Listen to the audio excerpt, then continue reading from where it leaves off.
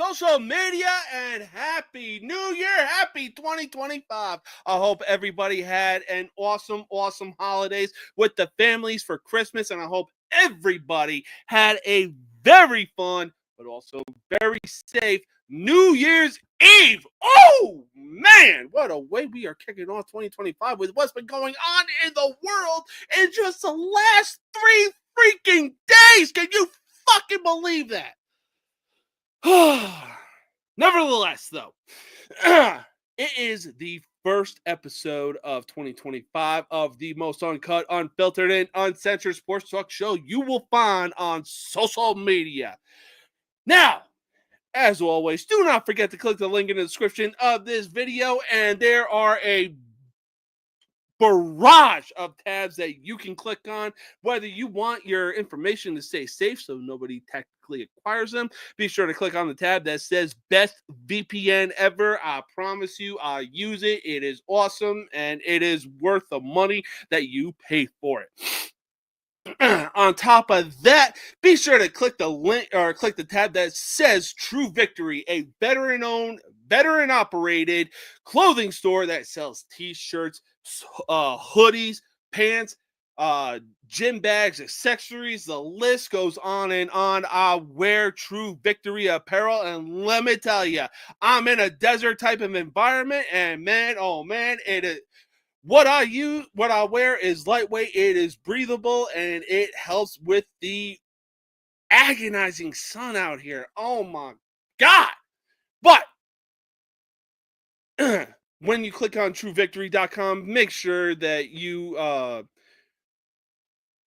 when you click on truevictory.com and you have found the things that you are looking for when it comes to checkout, be sure to use No Mercy Sports 15 for 15% off your entire purchase, baby. Just let them know I sent you. That's all I ask. All right, enough mumbo jumbo. It's time to kick off the first episode of 2025. Why? It's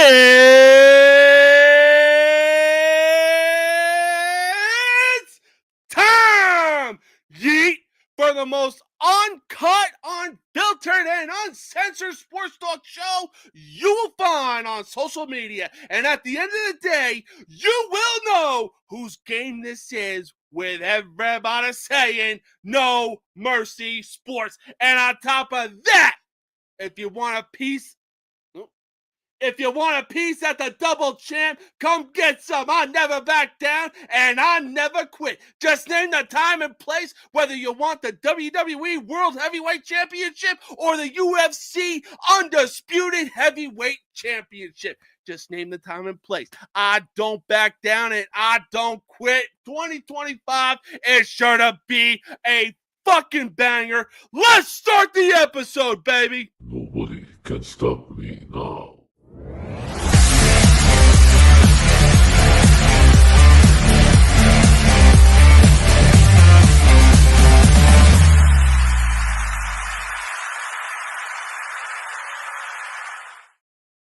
Let me talk to you. Why? Because, ladies and gentlemen, we are live for the very first episode of 2025 of No Mercy Sports, baby. Let's get right into it. Now, you already know the host of the most villainous college sports talk show you will find on social media, Mr. Andrew Anderson. We love talking college sports on that show. So, we are going to be kicking off the show with some college basketball, baby. Now, to quote probably the most underrated rapper that I've ever listened to in my entire life, Jesus Christ, I'm fighting with these titles worse than Jay did in his Fastlane press conference. Anyways, hey, baby, welcome to Connecticut, the early colonial settlement. They got their 2 rings and have assembled the motherfucking fellowship. They may not be known on the microphone, but no, you do not want to bang out. Be careful if you choose to ride alone when them Huskies, baby, the Yukon Huskies, running with the fangs out. Now, it seemed as though that there was a little bit of trouble in paradise with the Yukon Huskies, or I should say, there was a little bit of trouble in paradise with the reigning, defending, undisputed back-to-back national champions, the Yukon Huskies, this season when they lost 3 straight games in November to teams they clearly should have beaten. Oh, man. However, though, that 3-game skid would prove to pay dividends, and not in a good way for Yukon, as they would fall all the way from the number 2 spot down to the 25 spot. However, like I said, to quote possibly the most underrated rapper that I have listened to in my time, being Chris Webby. Hey, looks like Winter toughened up their character, and the teams really don't want it. They're ruder than most of America, but if you ask, but let me try that again. But hey, looks like for Yukon, that Winter's really toughened up their character, and the teams really don't want it. They're ruder than most of America, so trust me, the teams really don't want it. I don't give a damn if half the top 10 is filled with SEC teams. I don't give a damn if Tennessee is undefeated and ranked number 1. I don't give a damn if Auburn is ranked number 2 right behind Tennessee. And on top of that, Yukon closes out the top 10. Look,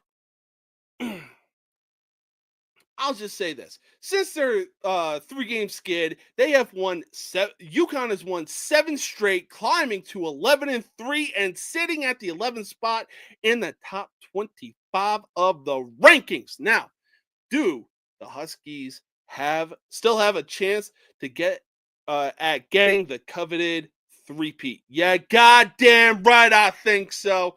But hey, that's just my opinion. Let's bring in somebody who might have a different opinion. I'm a bad guy, the one you love to hate. Andrew Anderson, spitting truth that just can't wait. Got a podcast, like a punch right to your face. College sports villain, taking it over the place. I bring the facts whether you like it or not. Dropping truth bombs, giving it all I got. They call me a villain, well, I wear that badge with pride. Nothing but secrets they try to hide. Hard rock in my veins, rebellious to the core. I won't back down, won't take it anymore. The bad guy of the podcast world, that's me. Unleashing the truth, setting it all free.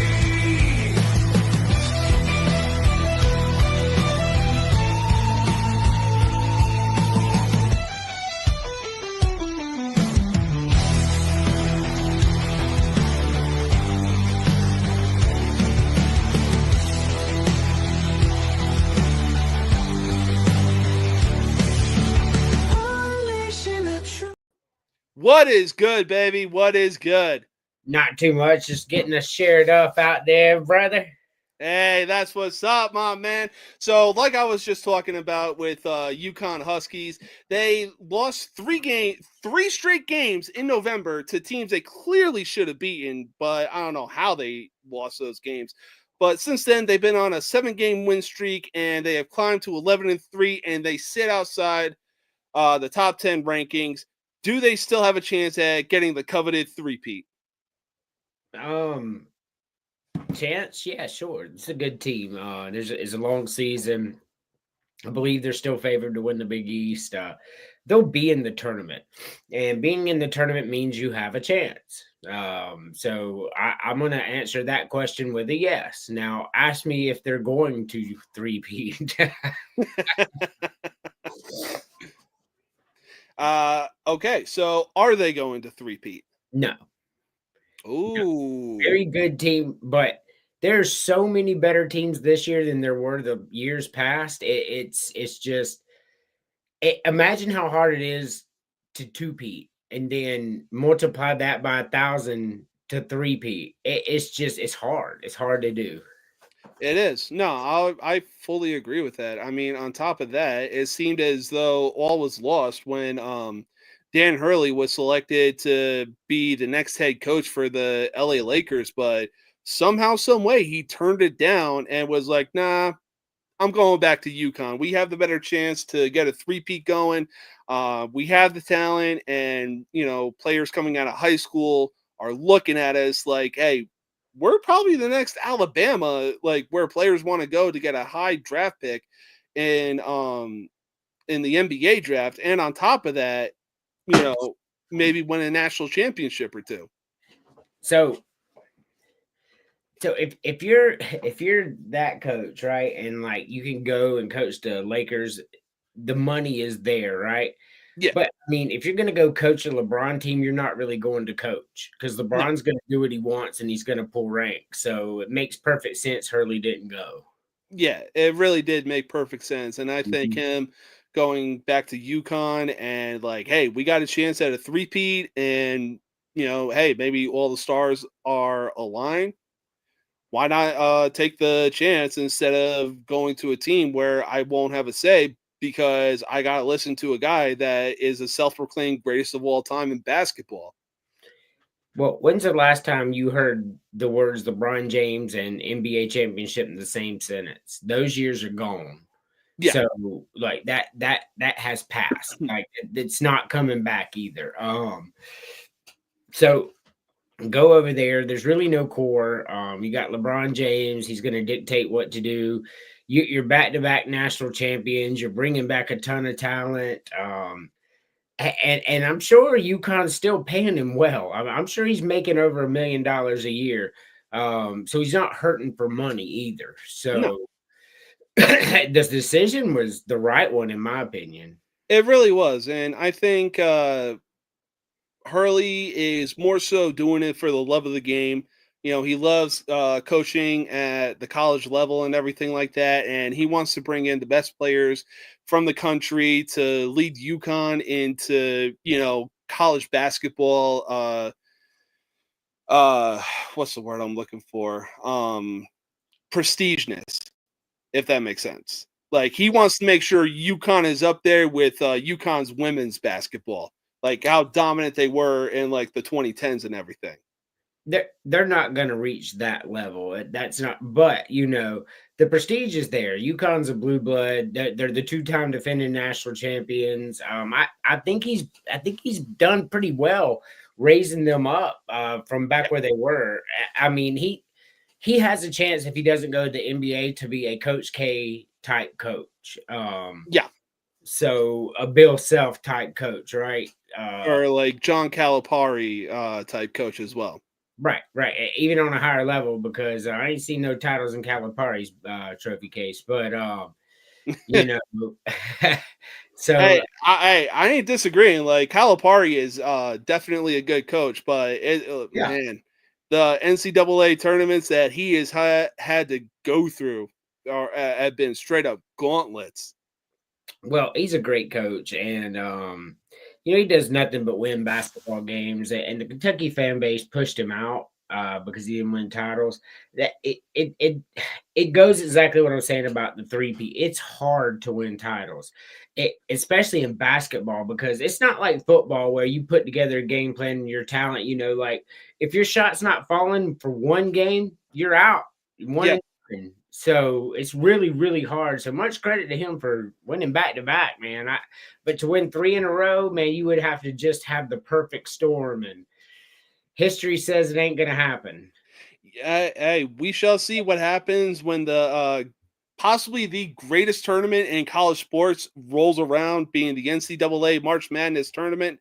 But speaking, since we talked about Kentucky fan bases, speaking of one in particular, what's going on, Big Matty? What's going on? And looks like you got a fan of yourself, Andrew. That's right. I got me the world's biggest fan. I promise you, Emily is my biggest fan. That's what's up. But we're going to stick in the realm of college sports and move on to the college football playoffs, because the Final Four is set to go to the national championship. And man, oh man, the games that ensued leading up to the actual college football playoff. But I mean, hey, It's not like the teams that deserve to be there got their shit kicked in just because they had a winning record. But regardless of the outcome and, what the scores was of certain games of like Penn State, SMU, you could probably throw Texas and ASU in there as well. Was the 12-team college football playoff bracket the right move? Yeah, I mean, expansion was the right move. You look at the 5, 6, 7, 8 are in the Final Four, not 1, 2, 3, or 4. Yeah, and those what they teams had a got bye wrong, week as well. right? What they got wrong was the seeding. Yes, the seeding was wrong. So we're taking the conference champions, and they get 1, 2, 3, 4, and a first round bye. Well, that's crazy talk. Yes. Because look at Penn State right now. Penn State should have been the number 2 seed. Ohio State, the number 3 seed. I mean, the Big Ten should have had 1, 2, and 3. Oregon, Penn State, and Ohio State. They really should have. But they didn't get it because we guaranteed fucking Boise State and Arizona State a shot, right? So yeah, just because they were the Big 12 champions and the Mountain West champions. And now they're sitting at home because Penn State, Ohio State are better. That's just reality. Mm-hmm. So that's where I'm at with that, bro. I mean, it's very, very telling that you have an independent 2 Big Ten teams and an SEC team. That's about as good as it's gonna be. So if you would have not done expansion, you would have had Oregon, Ohio State. Yep. Who was number 3? Georgia and Georgia being the SEC champions. And Penn State, right? No, Penn State was like 6 or something. Texas. You had Texas, Georgia, Oregon, and Ohio State, and you wouldn't have Notre Dame and Penn State, and now they're in the Final Four because they got their shot. What's up, Brett? Expansion was cool, man. It's cool. It's cool. It is. Notre Dame in the Final Four. I know you're a Notre Dame fan, so it's cooler for you than it is for me. But growing up, Notre Dame was the university. They are the bluest of the bloods of college football. I don't care what anybody says, right? They're Notre Dame. So it's really neat to see them back in the Final Four. Oh yeah, no, like it's really good to see them back on this level again. And on top of that, they have a shot at going back to the national championship for the first time since 2012. And hey, I know there's a certain somebody out there that's punching air right now because Notre Dame has a chance to move on. So scream at the air and drink your fucking Starbucks, baby, because a double champ does what he wants. Man, if Notre Dame finds a way to beat Penn State, and I know that's part of what we're going to talk about later, so I'm not going to reveal my picks or anything. But if Notre Dame finds a way to beat Penn State, and Notre Dame goes to the national championship game, all hell is going to break loose, and I'm here for it. Oh, for sure. For sure. I'm completely here for it as well. I'm expecting, I know Penn State's defense was shutting down Ashton Genty, forcing Boise State to basically use their receivers when they practically didn't have anybody that they could rely on. So between Notre Dame and Penn State, I'm expecting, much like Notre Dame against Georgia, I'm expecting a really good game defensively. Yeah. Oh, absolutely, man. So Notre Dame's really fast, and Penn State's really quick, but not fast, if that makes sense. Yes. Notre Dame is faster than Penn State, but I think Penn State is better top to bottom. I think Penn State's better coached, and but with that being said, Notre Dame's got a horseshoe up their ass right now, man. They just busted people up. So it's really hard, man. It's really hard. I really like this matchup. I think the Texas-Ohio State's really cool too. I like the other side of the dial, but Notre Dame, Penn State in the Final Four, man, it doesn't get better than this. This is why expansion was needed, because we had Georgia, Texas, Oregon, and Ohio State, and Oregon and Georgia aren't here. No. You see what I'm saying? So yeah. And honestly, we probably would have seen the same thing with between Texas and Georgia that we saw in the SEC championship. And the same thing between Oregon and Ohio State in the Rose Bowl. Yeah, and not only to mention Georgia beat Texas in the regular season as well at Texas. So that's what I always say. Football is a game of matchups, right? Yeah. Georgia beat Texas twice, neutral field and on the road, because Georgia matched up really well with Texas, right? Well, Texas got a bracket to where everybody's like, oh, Texas had the worst SEC schedule ever. Texas just floated in there. Texas beat back-to-back conference champions, Clemson and Arizona State, back-to-back conference champions. They're the only ones that did that in this Final Four, by the way, to be back-to-back conference champions, to be in the Final Four because they match up well. I'm more excited about this Final Four than any Final Four we've had in history because it just directly went to the Final Four, I guess. Yeah. And on top of that, even leading up to the Final Four, like we saw regular playoff games be played at, Penn State, Ohio State, and everything like that. And it was like, okay, we're seeing what some of these schools are made of because they had to go up north and play in some weather that they're definitely not used to. Now, other people are going to say, well, the weather didn't really affect them. Yes, the fuck it did. Hosting a playoff game is really neat. I love that idea. I'm glad they didn't do a neutral site for that. Yes. You played well all year long. You get to host a playoff game in the first round. You didn't play well enough to get a bye, but you played really good, so you get to play at home. That's an advantage. I love it. I think that's the right call. Yeah, I think it's the right call, too. I think the only thing that they got wrong was the fact that Ohio State should have gone down to Tennessee to play at Neyland Stadium instead of going up to Columbus, and Tennessee plays at Ohio State. That's just my opinion. I think Tennessee had a lot more viable wins, and Ohio State getting knocked down a few ranks just because they lost to Michigan when they were favored by so many points. Like, it's like, no, Ohio State did not deserve that home playoff game. So I'm rather indifferent with that, right? Because they were both 10-2. I think they could have flipped a coin. I think the body of work, because Tennessee, Nico was so inconsistent throughout the year, and Tennessee got a pretty good draw. I mean, they avoided South Carolina, they avoided Texas, you know what I'm saying? So, they didn't really have to play the best of the best, kind of like Texas did right now. So I'm good with it. It'd been either way, but Ohio State was going to win that game no matter where it was. Ohio State's on a different level right now. They're playing out of their minds. So I don't know. I'm excited. I think it's cool. I think the Final Four is right. I think the seeding was wrong. Yeah. I would like to see an expansion to 16 teams, not because we need more teams, because we can have 25 and then we're going to be arguing who should be 26. You know what I mean? So it's never going to change that. But the first round buys really took a hit. People didn't like you think you get a bye, it helps you. It didn't help any of the 4 teams. All 4 teams with the bye lost. Every single one of them. And every single game was played on a neutral site as well.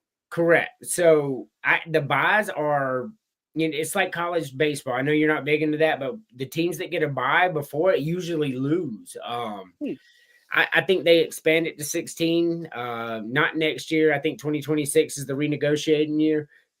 I think we'll see it expand in 2016. I think we'll see a shitload of home playoff games, which is really cool. And then they'll go from there and knock out the buys because, I think it's just the right thing to do. I think the NFL should do the same thing. Expand the playoffs. Fuck it, man. Yeah. No, look, I completely agree because when it comes to the playoffs, you really get to see like all the true crazy fans that are so excited to come out in the blistering cold, if it's up north or regardless of what the temperature is down south. You really get to see just like all the crazy fans that have been diehards since the year that they were born and just basically scream until they don't have a freaking vocal cord left. Yeah, I agree. But speaking of diehard fans, it has certainly been a while since NHL has been talked on this show. I mean, hell, the last time that I can remember hockey being a topic on this show was when the Minnesota Wild mounted an insane comeback to win 10-7 over the Vancouver Canucks. But this year is different because nothing beats the Winter Classic, baby. And like I said, this is the beauty of the NHL and just in sports in general. When it comes to the Winter Classic, it is played outdoors and in the winter. And also goes to show just how dedicated hockey fans or even sports fans truly are. Oh, it's outside. It's going to be negative 10 degrees. That ain't a problem. We'll show up drunk off our asses. We'll be shirtless and we'll be screaming our heads off until we're blue in the face. Now, this year's Winter Classic was between probably one of the best rivalries in the NHL, being the St. Louis Blues and the Chicago Blackhawks. Unfortunately for Chicago, they would suffer a defeat, I believe 5-1 or 6-1 to the St. Louis Blues. However, they're still in rebuild mode, but they do have their franchise guy being Connor Bedard. Despite the loss, does the NHL show how amazing their sport is doing with things like the Winter Classic? So the Winter Classic is really cool. It was a win for the NHL, unlike the stupid tournament for the NBA. We'll get to that in a bit. But as much as I love the Blackhawks, we all know that's my team. I'm a huge Blackhawks fan. Like, I feel like they missed the boat with Blackhawks and St. Louis because both of them teams are very bad. Both are in the bottom three of their division. I think the Winter Classic needs to be, the teams that are really doing good right now to really, make it, like, don't even announce it yet, Yeah. I mean, I don't know. It's really cool that Blackhawks were in there. But nobody. The only reason the Blackhawks were in there is because of Bedard. Let's just call it the way it is. The only reason. And he's going. We got the franchise guy, but my God, we've had him 2 years now, and we're still in last place. Like, just getting slaughtered. Yeah, I mean, look, if the Blackhawks front office can make some moves and get some guys to put around him, hey, I'm potentially smelling the same Blackhawks that had 2010 to 2015 on lockdown. I don't know how you get Bedard and then don't put nobody around him immediately. Like, hockey, in rare cases, you get 20-year people, but that's not the norm in hockey. Like, you don't, I don't know. You don't want to miss the window. And I understand he's just year two, but I don't know, man. Get some people around him. I'm tired of being in last place.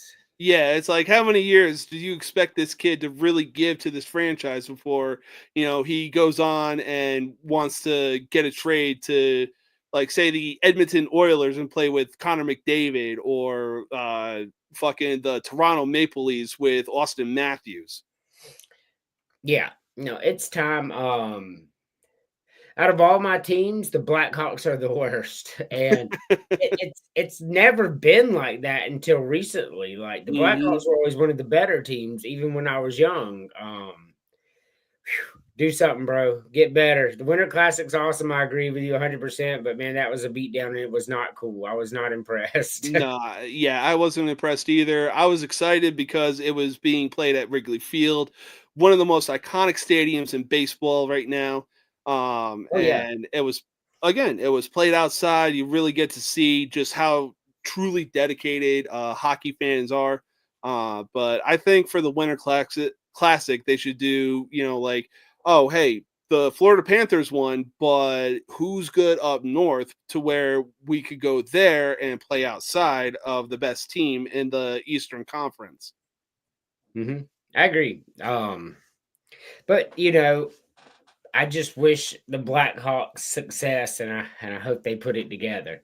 Yeah, I'm still wearing my Blackhawks gear, but you know what I'm saying. Hey, same. I will too. I'll rep the Blackhawks till I die. Black and red until I'm cold and dead, baby. But speaking of, like, how good sports have been, word on the street is that the NBA has been declining in viewership, and rightfully so.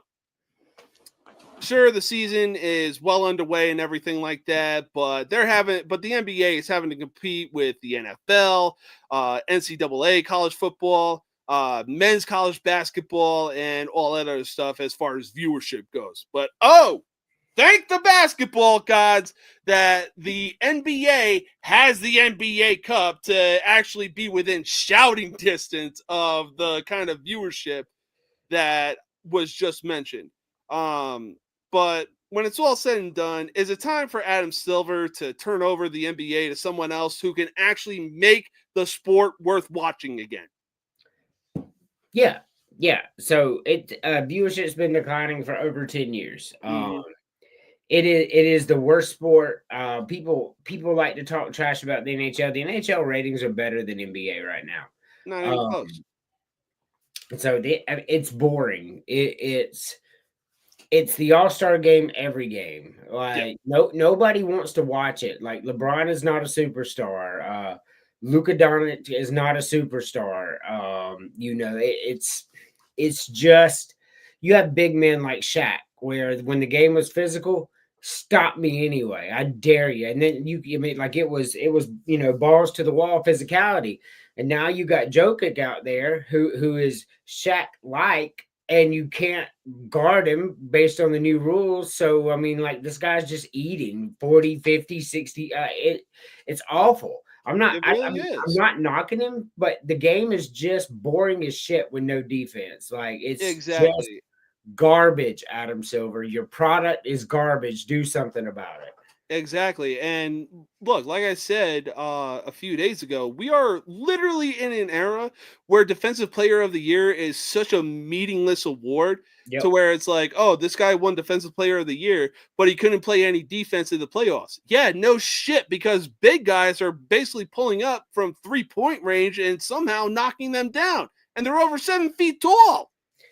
Defensive Player of the Year is going to go to the guy with the most steals, because that's the only thing you can do defensively anymore. You can't hand check, can't face check, you can't post up, you can't do anything. You can't do nothing anymore.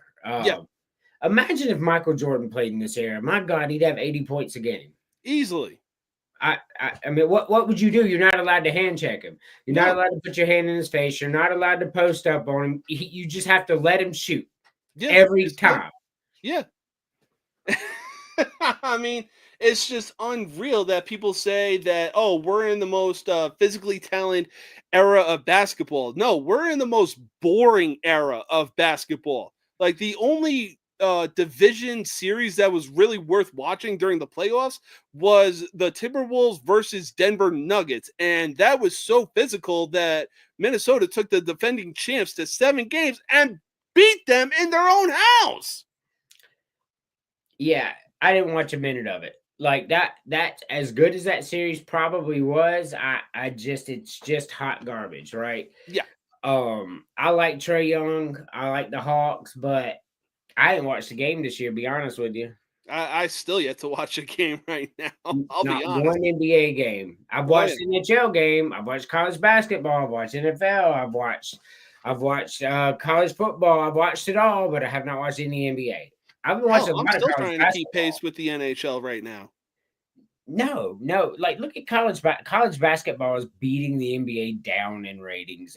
It's not going to be long until people realize it's a better product, and the nil money is going to come in really, really large in college basketball, and the NBA is just going to be an afterthought. Like, you'll see people staying all 4 years here soon because they can get paid, and the NBA is ass. So hell, as far as I can remember, probably going back to my high school days, like when we were having newspapers delivered to our houses, when it came to the March Madness tournament, man, oh man, was I excited to actually fill out that bracket, regardless of like who the number 1 team in the country was, who was going to be an upset. And, for so long, I believe it was when George Mason was a 12 team and they upset a 5th ranked team in the tournament. That was all the talk.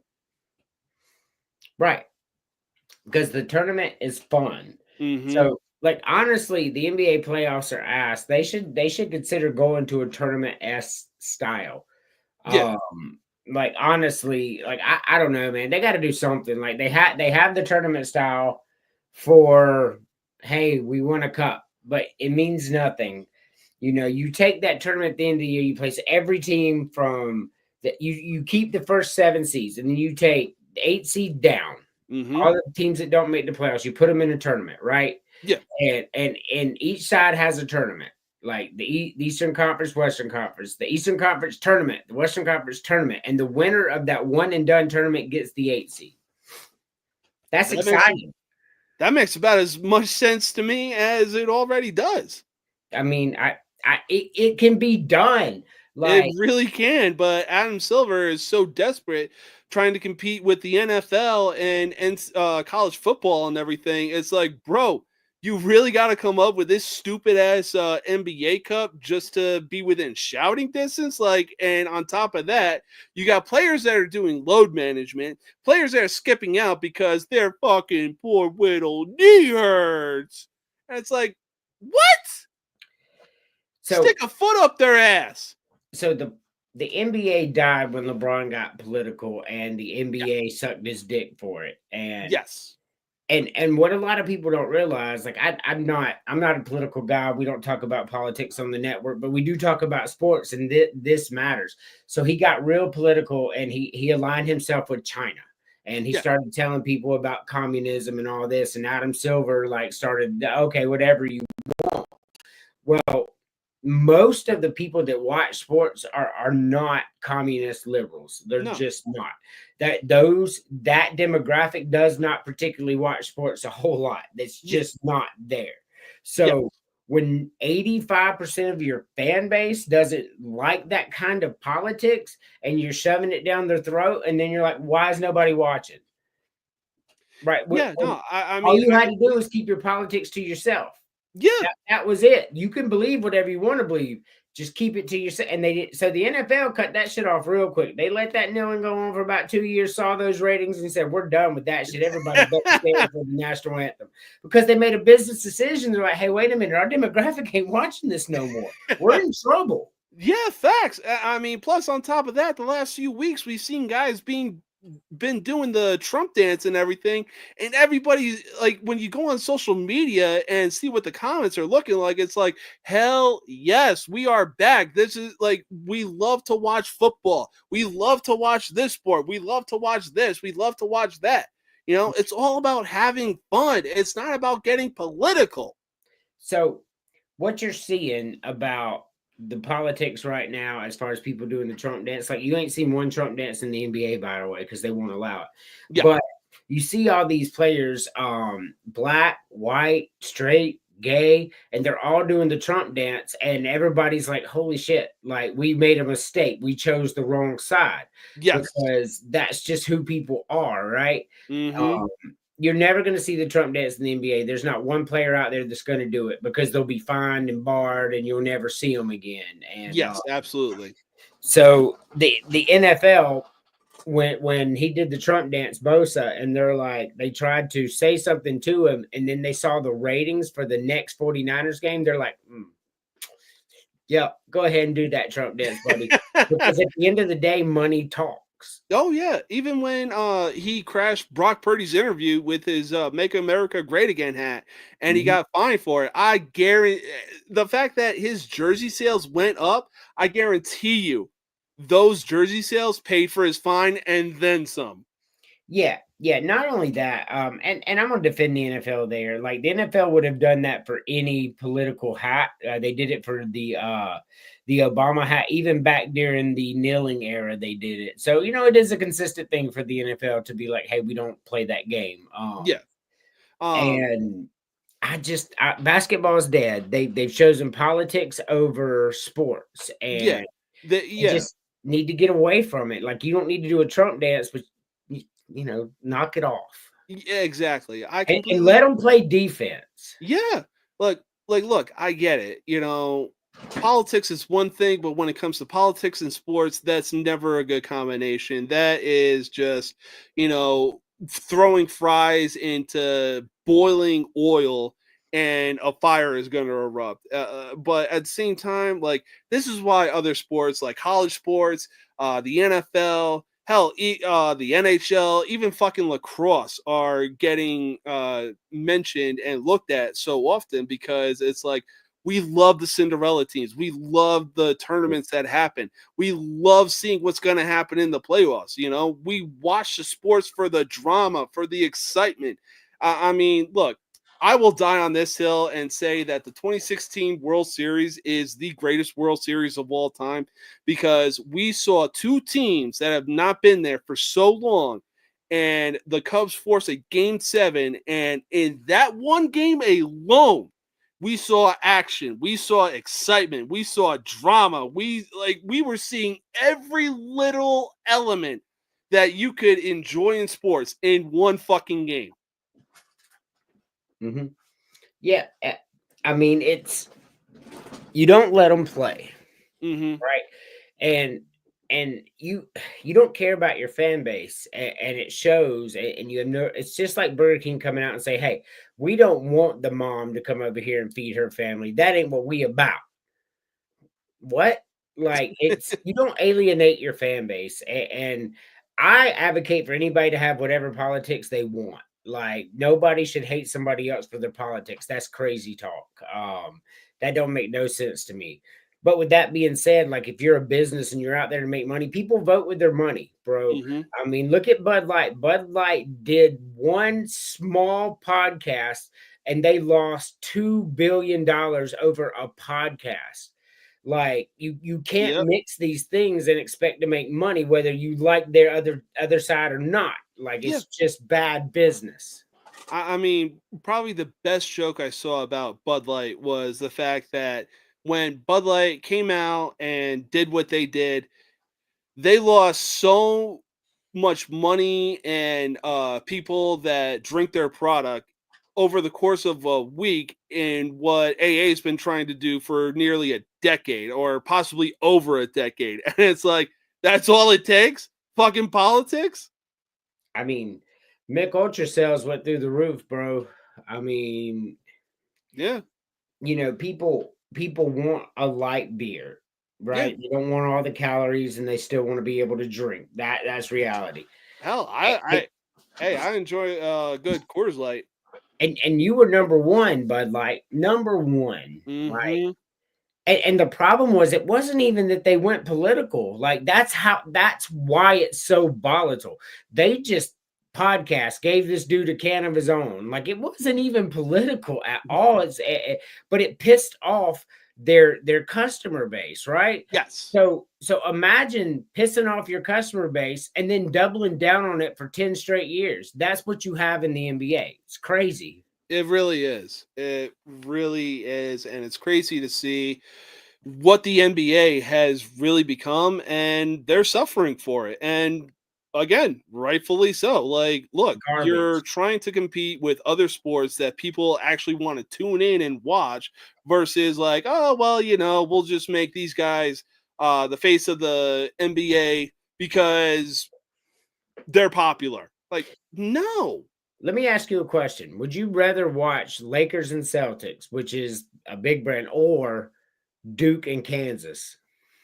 To me, it's not even close. Yeah, I mean, look, if it's college basketball, I'm taking college basketball. Hell, if it was a bowl game in college football, I'll take that. I'll take fucking lacrosse for that matter.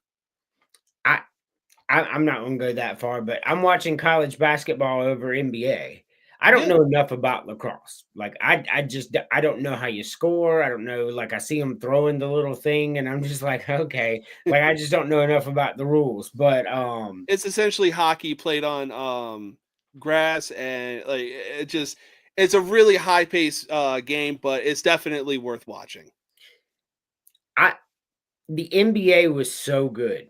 And that's what really is head scratching for me. Like, even during the Kobe era, the Michael Jordan era, the NBA was the best product out there. It was better than the NFL during the Michael Jordan years. Yeah. I want you to fathom what I just said. It was better than the NFL during the Michael Jordan years. All you have to do, bruh, is go look at the 1980s, the rules that you had there, make you a superstar, and do it again. Knock it off. Like, we want to love basketball. I love basketball, but this shit is unwatchable. I don't want to watch 136 to 135 every game. It's ass. Agreed. 1,000% agreed. Yep. Like, look, you can say, like, I've even had some of my other buddies say, "Oh, hey, you know, the basketball has gotten more defensive and everything like that. The scores have gone down and whatnot." But at the same time, it's like, bro, so long as they have that stupid ass NBA Cup, and it's like, oh, well, you know what? We have nothing really good to talk about in the world of other sports of what's going on. So we're just going to keep talking about the NBA because LeBron's still playing. You know, we got Anthony Edwards on the Minnesota Timberwolves. We got Nikola Jokic, aka Joe. It's like, what next? Are you going to talk about what their favorite fucking meal is before they go to bed? So the reason you've seen the scores go down over the past 3-4 years, what they're talking about, is because everybody just shoots from the logo now. Yeah.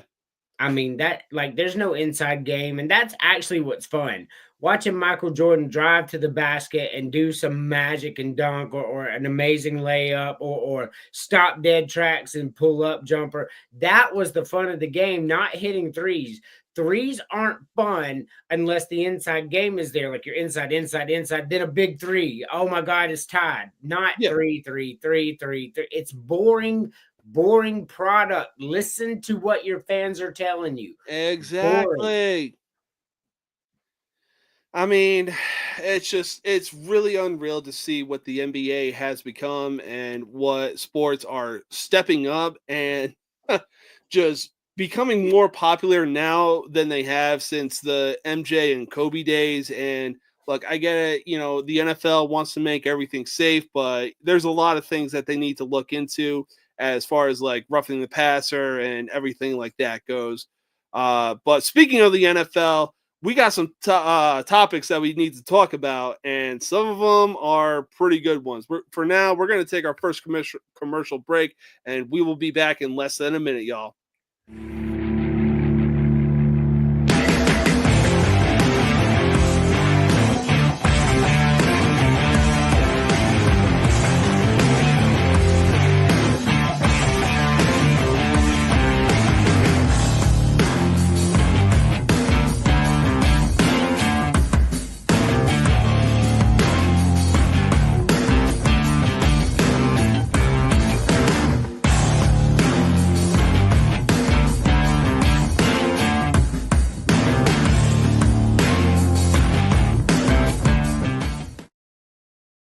Nobody can stop me now.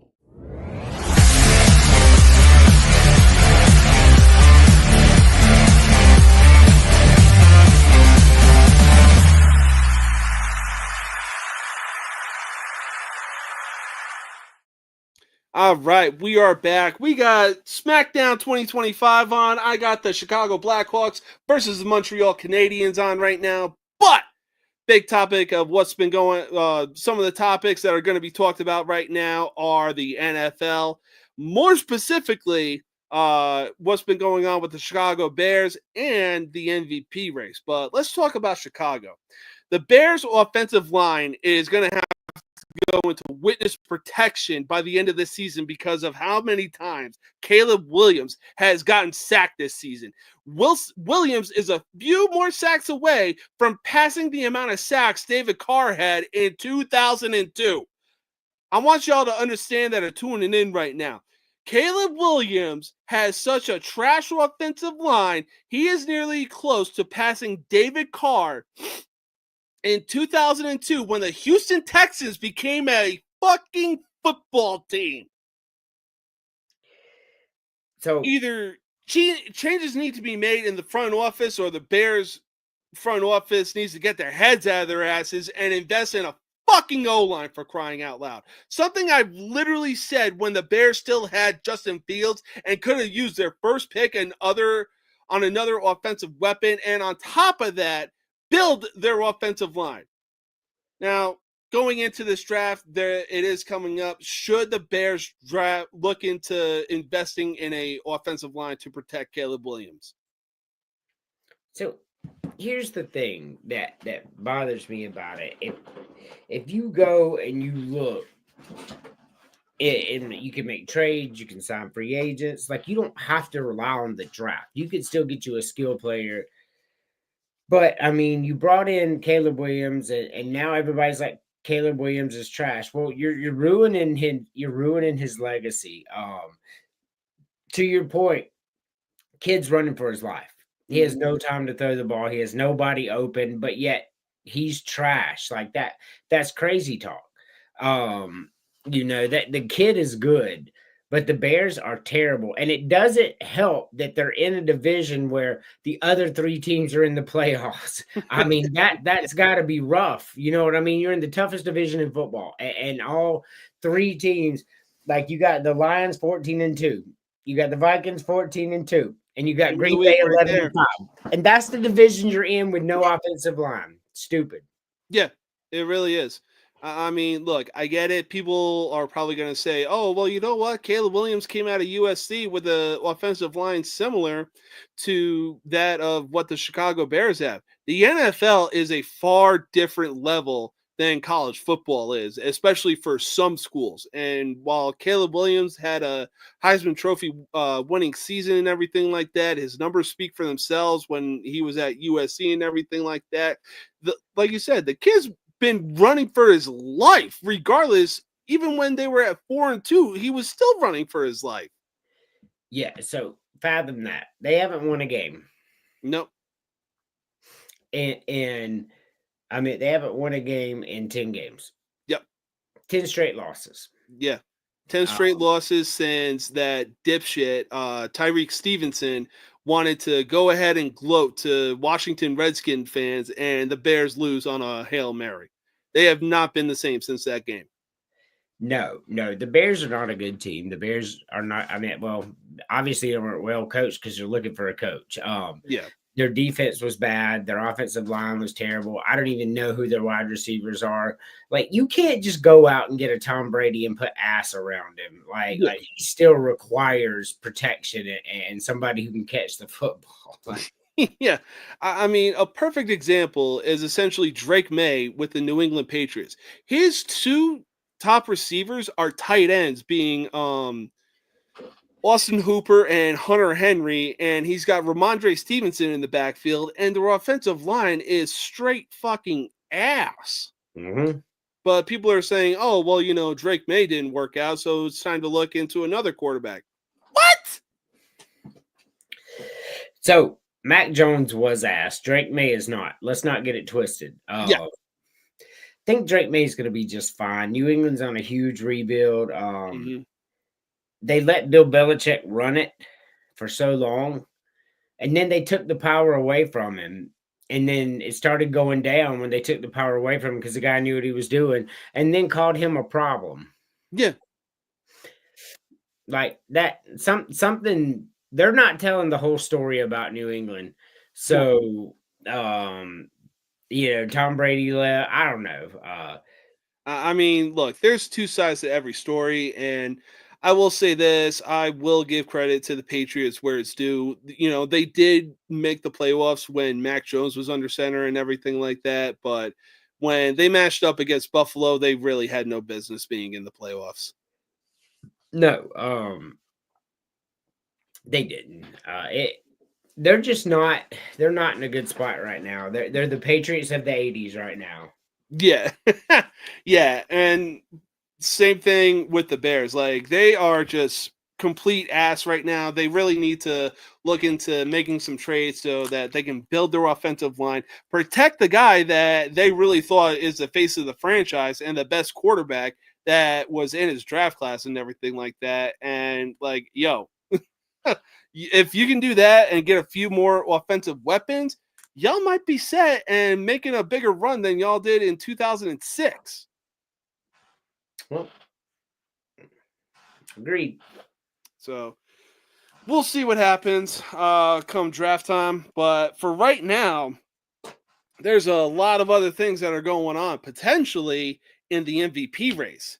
And man, this year has been crazy. Now, if I'll just go ahead and say this. If Joe Burrow actually had an offensive line and the defense actually showed up as well, he would easily win that award unanimously, and it's not even close. So you tell me what team in NFL history. All right. So I want to go ahead and get this right. So, all right. So you tell me what team in NFL history averaged 32 points a game and are at 500 for the year.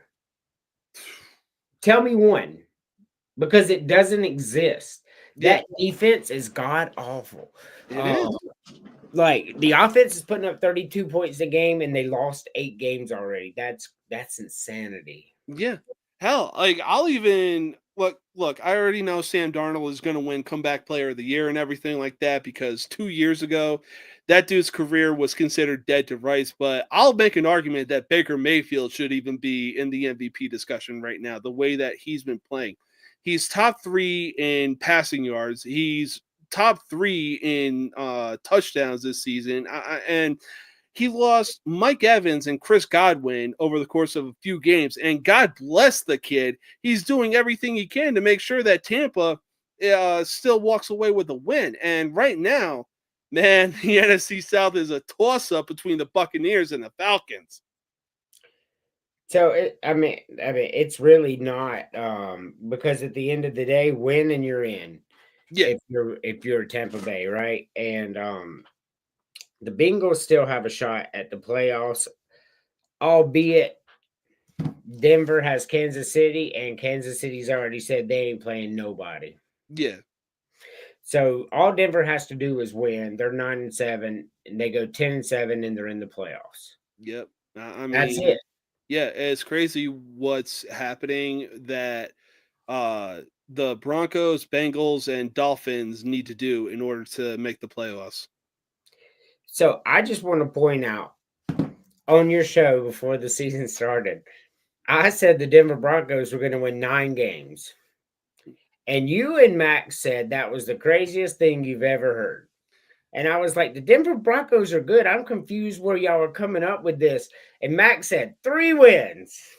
I think looking at it, it was like Sean Payton has a rookie quarterback to work with, whereas Zach Wilson actually has some veteran experience.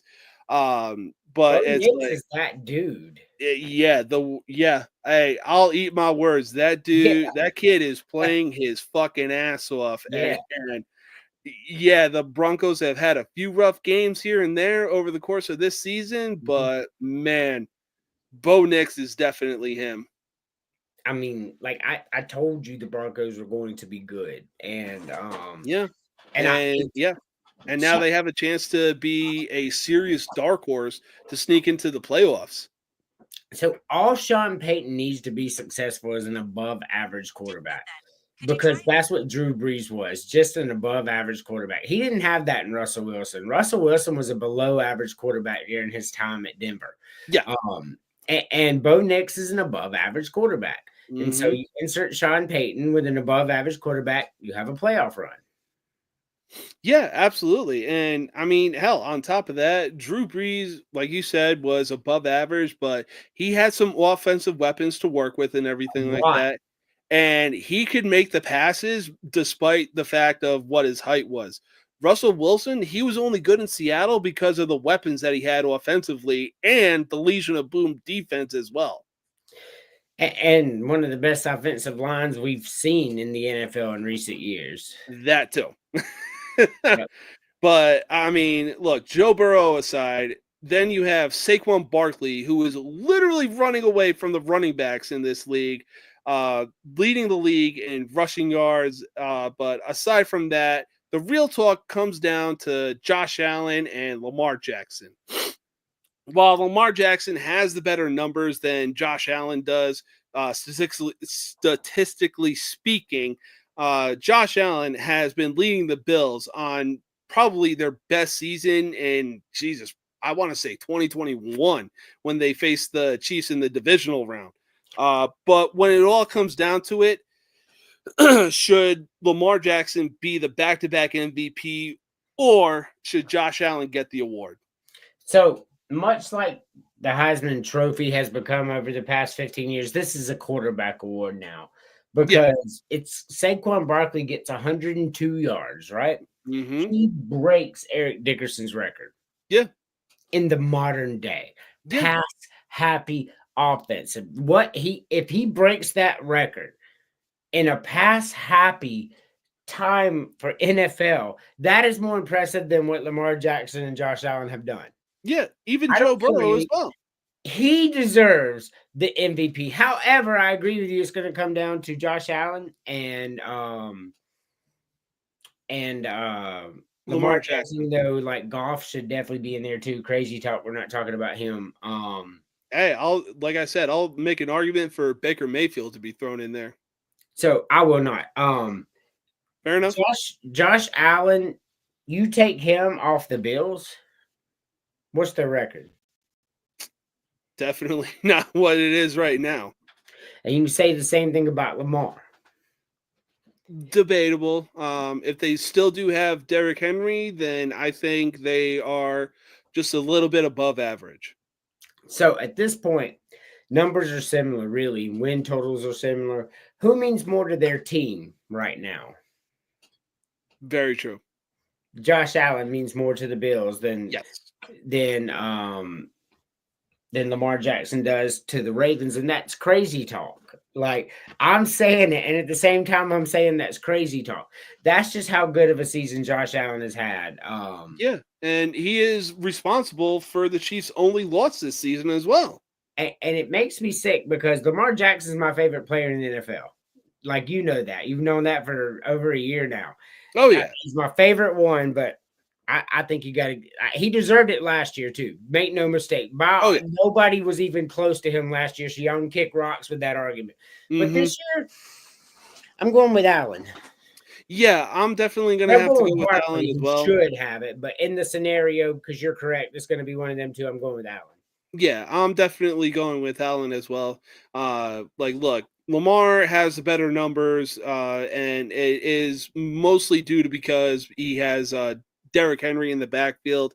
But I mean, over the course of 5 games, he was having so many interceptions, and on top of it, but when you compare to what Josh Allen has been doing and how he's been playing, this dude is playing like he's running, whether he's scrambling or throwing the ball, he is playing with bad intentions. And, he's in that MJ mindset. Like, okay, y'all don't want to recognize me as an MVP. I bet I'm going to take that personally and show you why I should be the MVP. Also, give Barkley the MVP. Yes. Stop it. If Barkley ain't on the Eagles don't win 10 games this year. Knock it off. Yeah. Barkley should be the NFL MVP. He's going to break the record, whether it be in the playoffs or this week, because it's only 102 yards, right? Yeah. So the record is going to be broken by him. It is going to happen, and unless he gets injured, right? Which we don't want to see. I haven't seen a season like this for running back since the pre-throw the ball 50, 60 times a game era. I really haven't. You haven't seen this. This is special. Like, that's the part that kills me about him not being in this debate. This is special. This dude is going to break a 40-year-old record in the most prolific pass happy we've ever seen in the NFL. And we're not even talking about him for MVP. This is insanity. It is insanity. Just say this is a quarterback award and go away. Just say it. Just say it. I want to hear you say it. They're going to refuse to say it. And look, I said about a few weeks ago that Saquon Barkley on GetUp's Instagram page, when it was said, oh, the Eagles are the best team in the league over the Detroit Lions right now. Yeah, a big main reason because of that is Saquon Barkley. But Eagle fans want to come out of the woodworks, be like, oh, that's such a horrible take, blah, blah, blah, blah, blah. We were 10-2 when we had Miles Sanders and everybody. Oh, okay, so Miles Sanders is now considered on the same level of athleticism that Saquon Barkley is playing on.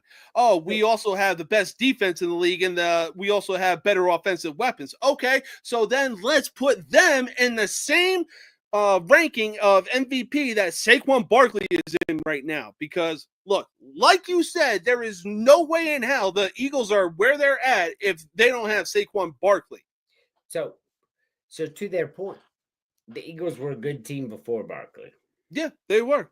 There's So no he doubt comes about out, that. he breaks this record. So the Eagles were missing one piece for a Super Bowl run. They found it, bro. Yeah. They found it. The Eagles are very, very dangerous. The Eagles Yes. may just fuck around and win this whole thing. They might as well. I mean, right now, the way that Saquon has been playing this year, I would have thought this dude went back to his Penn State days. Yep.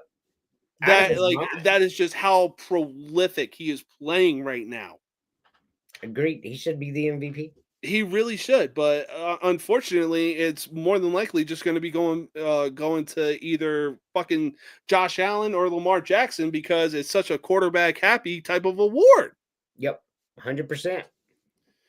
Oh man, I mean, what's crazy is like you look at the Heisman. The last running back we saw win the Heisman Trophy was Derrick Henry in 2015. And Ashton Genty was in the Heisman Trophy talk, but it went to Travis Hunter. Why? Because it was a popularity contest because he played at Colorado and his head coach was Deion Sanders.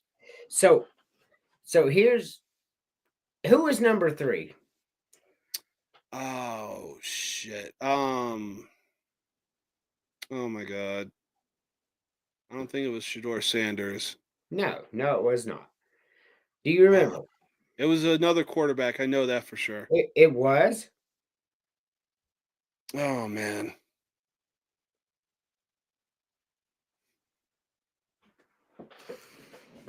Come on, you know.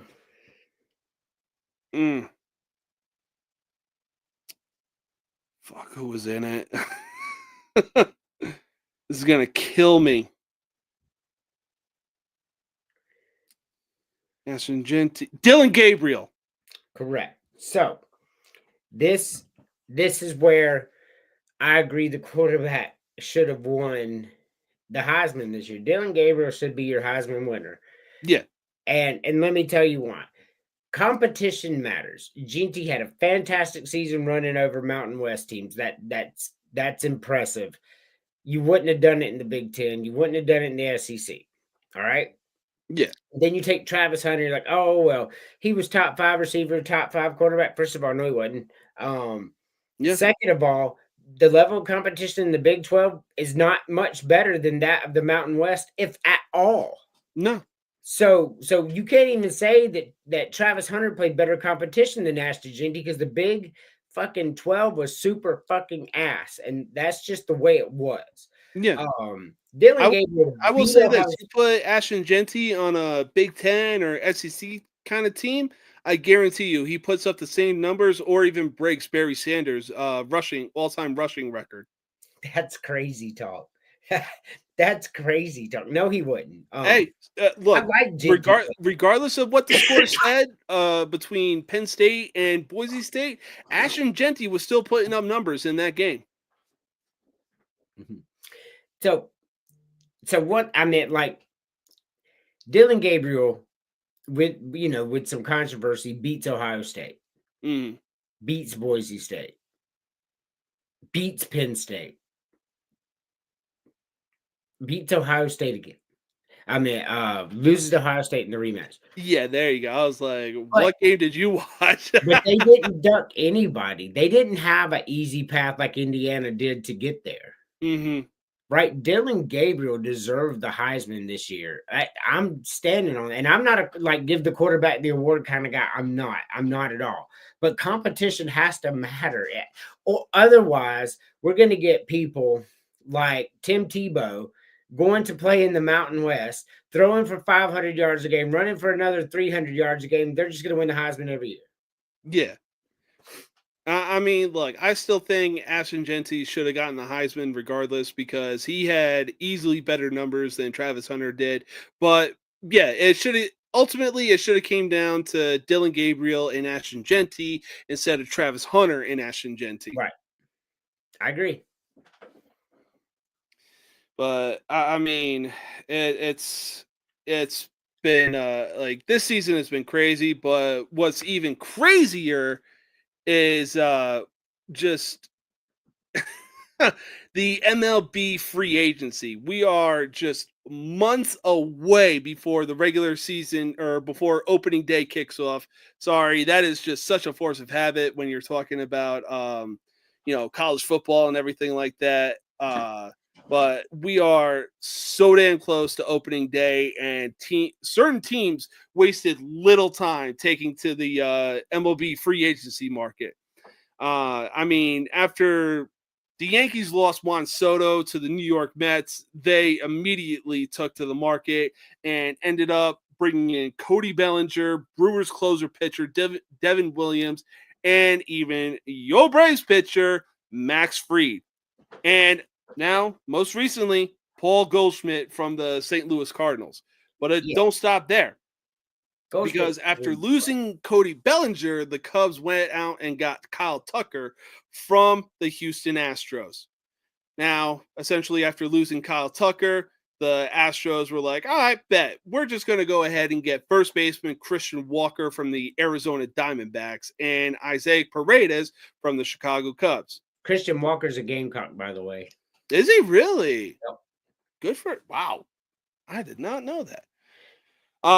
Anyways, but yeah, so after the Diamondbacks lost Christian Walker, they said, you know what? No worries. We're just going to go ahead and get Josh Naylor from the Cleveland Indians. And with everything aside, Blake Snell, who spent last season with the San Francisco Giants, really decided, hey, you know what? If I couldn't beat them in 2020, might as well join them for the 2025 season. And he is now with the LA freaking Dodgers. So this MLB free agency has been crazy, and there's still players left to be signed. But ultimately, who really won the MLB free agency? I'll tell you who it wasn't. That's the Braves. Yeah. So the Braves lost Max Fried, AJ Minter, and today lost Charlie Morton to the Orioles. Oh no! So the Orioles just got better too. Yeah, and the Diamondbacks took Corbin Burns from the Orioles as well. Yeah, so it's really hard. It's really hard to tell who won free agency, to be honest with you, because like the Dodgers already have all the talent in the world, and they could sign some backups, and that's the best free agency that they could have possibly met. So that's really hard. The Yankees, I think, are doing the best job to address needs. I do think the Astros are doing really well to address needs. Gosh, the Guardians or Indians, whatever you want to call them, I haven't seen them do anything so far. Yeah, same here. So I don't really know. We got a long way to go, but.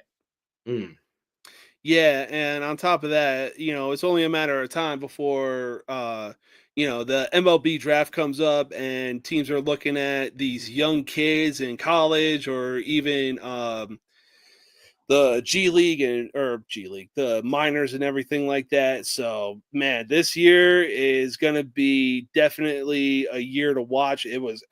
This past year was a year to watch as well. Yeah, it was. I don't know how baseball is going to be this year. I don't know how much I'm going to catch, to be honest with you. Just the fact that the Dodgers, not only World Series champions, already have all the talent. They just brought in more. It's taken the fun away for me. And baseball is going to be a dying sport like the NBA if they let this continue. Yeah, no, I'll agree to that. I'm not so sure how much I agree with Cam Newton on it, but because he compared baseball is going to be a dying sport, and then the WNBA is going to take over. Like, the only reason that baseball will become a dying sport is because every free agent out there is going to be looking at it like, all right, well, the LA Dodgers are open. They have Shohei Ohtani. They have Yoshinobu Yamamoto. They have Freddie Freeman. Granted, he's in his final years, but he's still got some kick left in him. Obviously, this World Series proved that. Way to fucking go, Aaron Boone. But yeah, so right now the Dodgers are essentially becoming a modern day empire of what people hated the Yankees for in the late 2000s or the late 90s and early 2000s. It's not the same. Mm-hmm. The Yankees did not go out and purchase every major player in the baseball. The Yankees simply brought up the best talent through their farm system and paid them. That outside of Jason Giambi, they didn't bring in anybody big from somebody else. They signed one major free agent, and the rest of it was homegrown talent. And they just paid that homegrown talent. That's taking care of the people that brought you there, and they came up. The Dodgers simply went around the major league and just started snatching the best players they could find from every different team. It's not the same ballgame. The Yankees did not cheat. The Yankees developed better than your team did, and you have to eat it. The Dodgers are just buying whatever they want. It ain't the same thing. Okay, that makes a hell of a lot more sense. Yeah, because when I was coming up, it was rough to be a Yankees fan because it was like, oh, you bought all your players, you bought Alex Rodriguez, you bought Jason Giambi, this, that, the other. I'm like, look, I'm sorry that the Yankees actually had a payroll to pay these guys. If you didn't like it, you should have been bringing in some talent as well. A-Rod was not the A-Rod of the Texas Rangers when they bought him either. The steroids just started breaking down his body by then, and but he was still good there. They paid A-Rod, they paid Giambi, but all the other guys were homegrown. I don't know. I didn't like the Yankees. Like we played them in the World Series a couple of times. I didn't like them at all. But you couldn't say they cheated like that. They did what they had to do to pay the players to stay around. Yeah, absolutely. They paid the luxury tax and they called it a day. Exactly. And hell, they even found their franchise guy being Derek Jeter. Mm-hmm. So, I mean, it's definitely going to be interesting to see how this season pans out, especially with the free agency moves that have been happening and everything like that. But I know there's a little bit of time in between until the next bowl games ensue, but college football predictions are still college football predictions. And until then, we got college football predictions and NFL predictions. And man, for certain teams in the NFL, some teams could be saying goodbye to the playoffs. Other teams could be going into the playoffs. Man, you're not going to want to miss it. We're going to take our final commercial break, and we will be right back.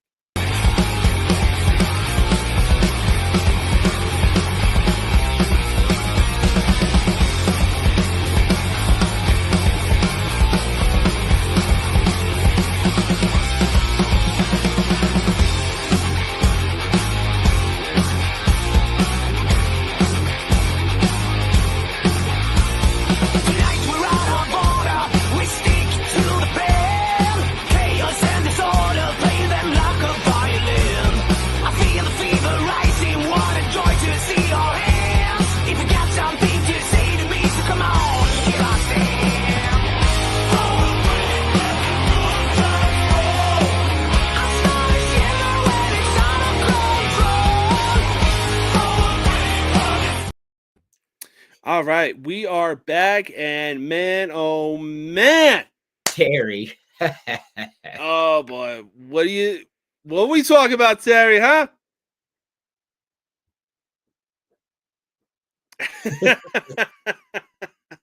So check this out. Virginia Tech's kicker just nailed a 60-yard field goal. Come get some, Terry. Come get some. Insane. Oh yeah, the Duke's Mayo Bowl. Yes. Yeah.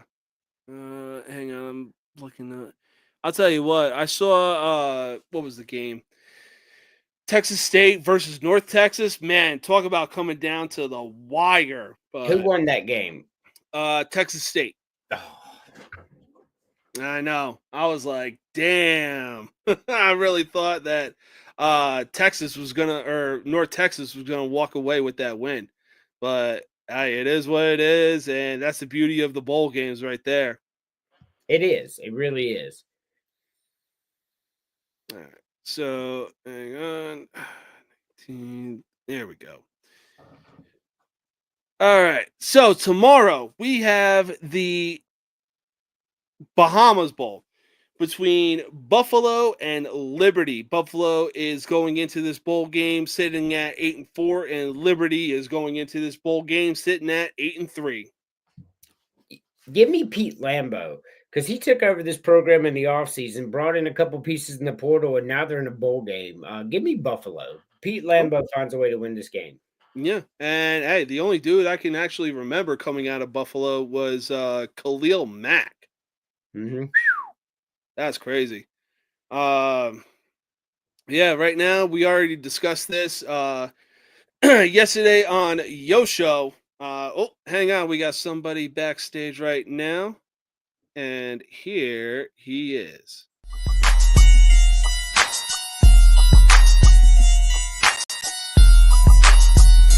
Drink in my cup, in my hand. Oh, from my youth, cause they know I'm the man. Oh, from my youth, cause they know I'm the man. Oh, from my youth, cause they know I'm the man. Drink in my cup, in my hand. Oh, from my youth, cause they know I'm the man. Oh, from my youth, cause they know I'm the man. Oh, from my youth, cause they know I'm the man. Drink in my cup, in my hand. Blow on my dude, cause they know I'm the man. I'm in the VIP cause I'm very important. Unfortunately, I see some niggas I can't stand. So I step to them suckers and confronted them like I should. We can settle this now, we can settle this in the hood. So what y'all wanna do? I gotta. Big Man, welcome to the show, my man. What it do, baby? What's up? What's up, man? Happy to be here. Hey, on top of that, I hope you had a happy new year as well, my man.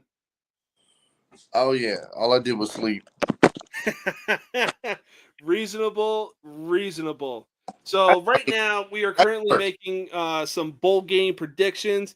We are, like I said, we already went over these predictions yesterday on College Sports Villains, but next Thursday, January 9th, we got Notre Dame playing Penn State in the semifinal Orange Bowl.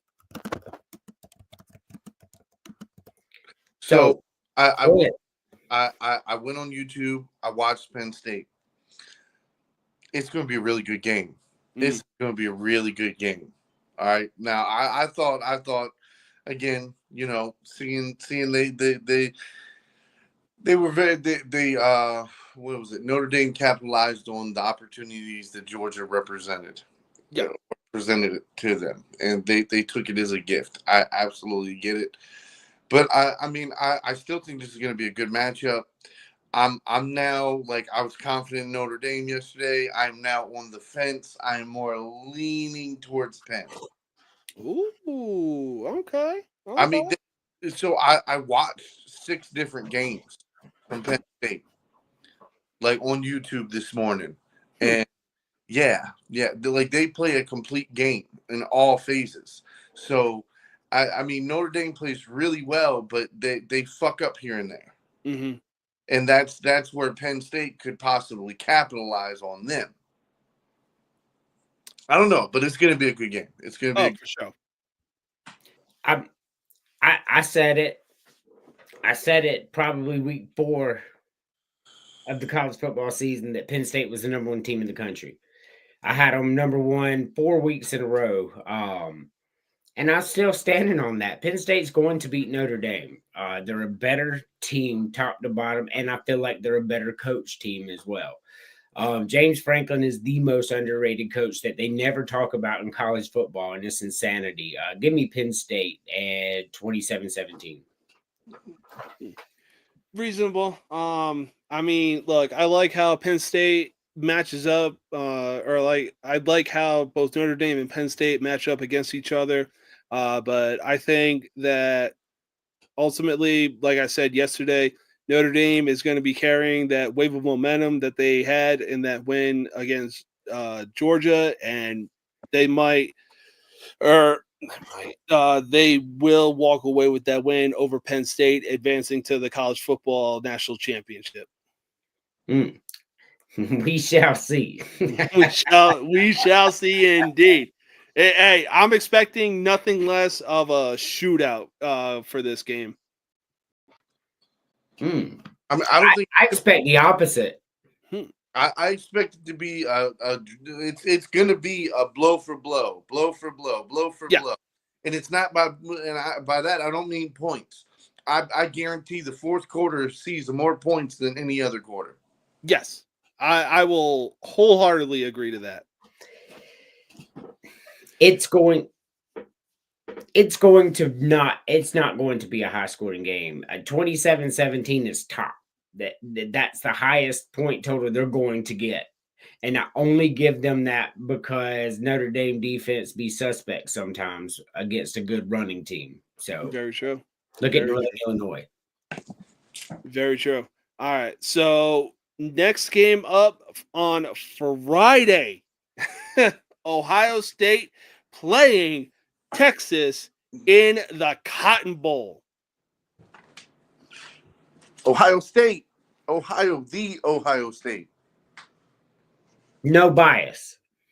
No.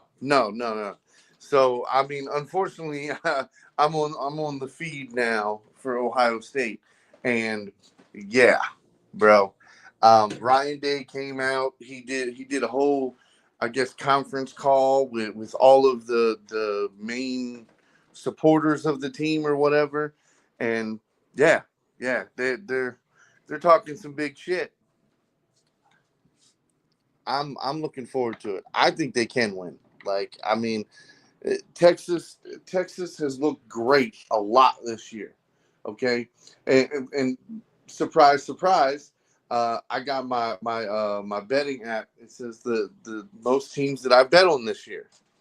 So for college football, my most betted on team was Texas. and that just seems so funny because it was Texas, then it was Vanderbilt, South Carolina, and then Alabama. That was the top teams that I bet on this year.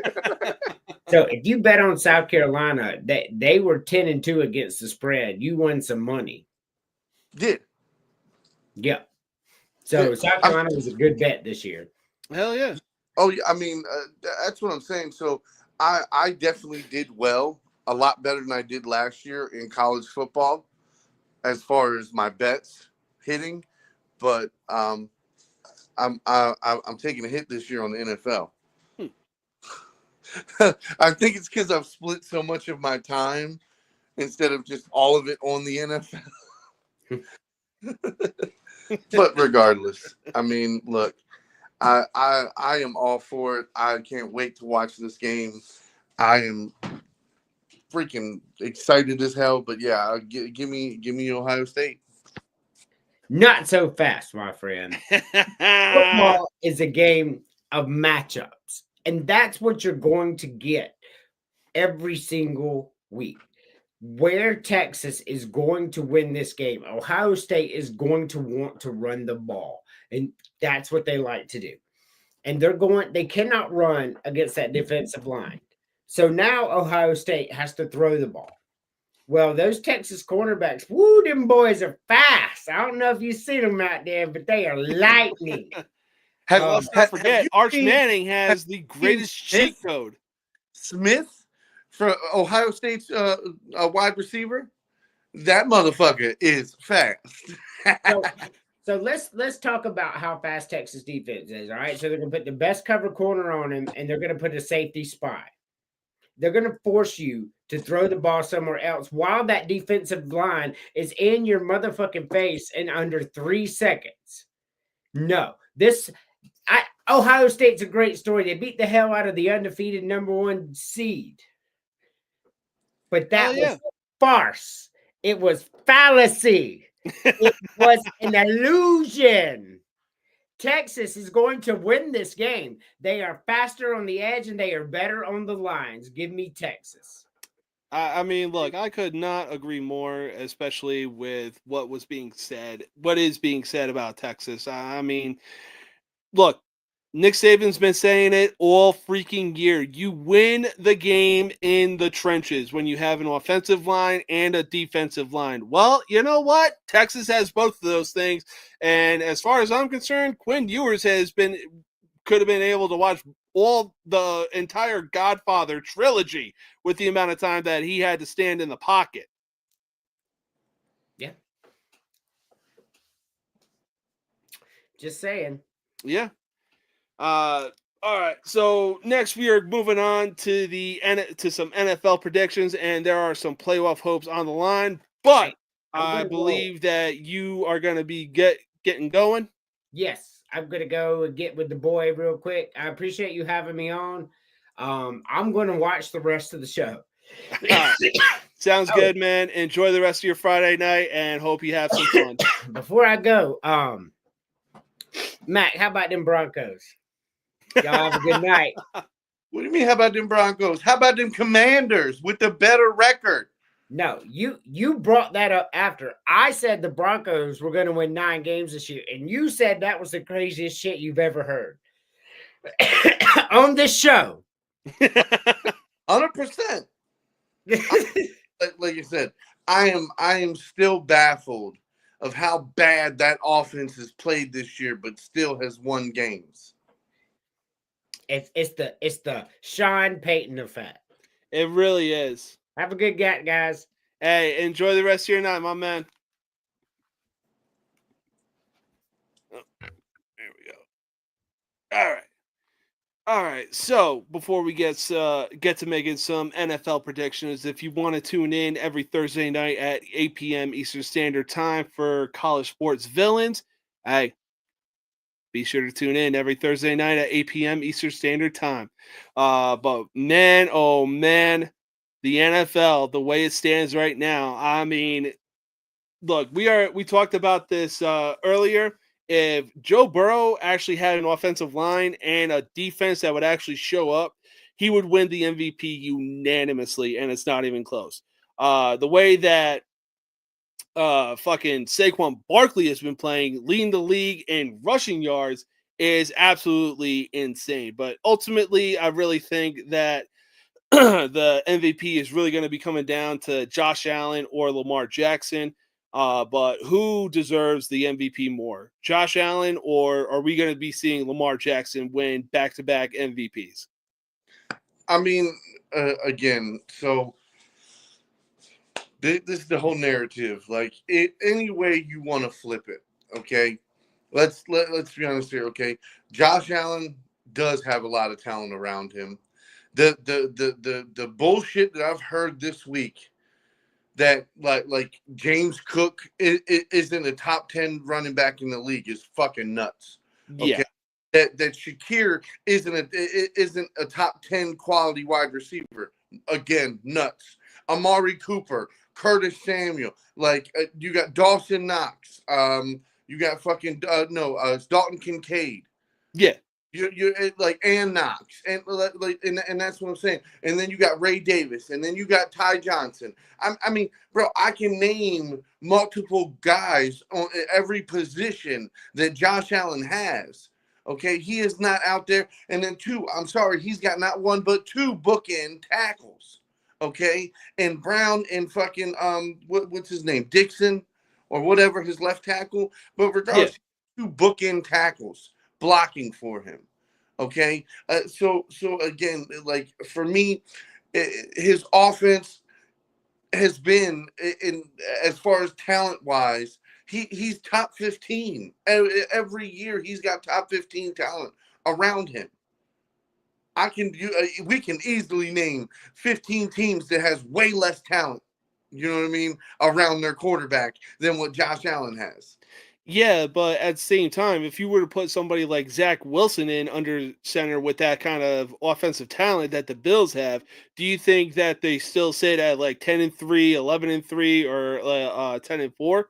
Maybe not, but they're still a playoff team. I mean, same thing could be said for the Ravens. You take Lamar Jackson away from that offense and put somebody else in. Do you think that they sit at 11-5? No, Yeah, no. yeah. You listen to me. You put motherfucking Josh Allen on the Baltimore Ravens this Oh year. yeah, yeah. You understand? Like there's Zay Flowers and Bateman.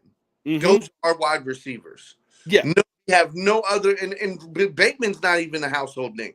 yeah, Most people have no fucking clue who Bateman is. Zay yeah. Flowers is the only notable name on our offense besides Mark Andrews. Yeah, I was just about to say, and then on top of that, you got a 1-2 punch tight end combo being Mark Andrews and Isaiah Likely. But again, Isaiah Likely didn't even catch a ball in 6 games. Not one catch in over 6 games. So again, that's why I'm saying like Lamar has some talent around him, but Mhm. our offensive line, the worst offensive line we've had in years. Okay, our offensive line played like hot trash the first 6 fucking games of the year. Fucking kidding me. And again, it's like that. It's all the little things that you have to sit here and you look at to realize that, you know what? Maybe Baltimore doesn't have that much talent there. Maybe it really is a lot to do with just the decision making of Lamar Jackson. He's gotten better as a passer. He's literally he has the possibility to break the record tomorrow for the most accurate fucking quarterback season of all time. Yeah, I mean, look, the same thing could be said for Saquon Barkley this Sunday to break Eric Dickerson's all-time rushing record that has stood the test of time for the last 40 years. And how the fuck this dude isn't even included in the MVP discussion is completely asinine. I Like, mean, look, he is. I don't know what you're watching or listening to, but brother, trust me, he is. yeah, I'm sure he is, but look, I think it's more the fact that it's overshadowed because of the defense that the Eagles have, the offensive line that the Eagles have, the offensive weapon that the Eagles have as well. I mean, look, we saw Kenny Pickett be able to drop, I believe, 30 points on the Dallas Cowboys with that kind of talent around him. So clearly, Jalen Hurts obviously isn't in the discussion for MVP anytime soon, especially with that kind of talent around him. But the way that Saquon Barkley has been playing, like this dude transported back to his Penn State days. He's leading the league in rushing, but everybody wants to sit here and say, oh, well, we had the exact same record that we currently have right now when we had guys like Miles Sanders in the backfield. Okay, so you want to put a guy like that on Saquon's level? Are you fucking stupid? Get the fuck out of here. Hold on. You're telling me right now, like I'm just telling you, brother, the Eagles' offensive line is so good okay, that I could go get 30, 40 yards a game. I'll agree to that. Behind that motherfucking line. And that kind of offensive talent as well. Look, I do not doubt that. Hell, you could pick a high schooler that is a cart carrier at Walmart. Put him in that Eagles offense, and he's easily getting yards out the ass.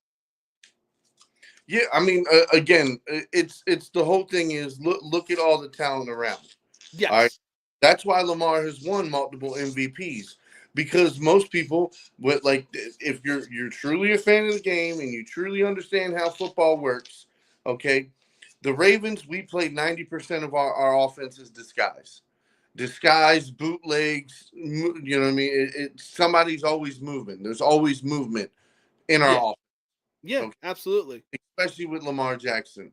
So knowing that, like, I'm the audacity to act like he's got a bunch of top tier guys that are on our team, it's not. And then on top of that, our defense has been hot fucking trash all fucking year.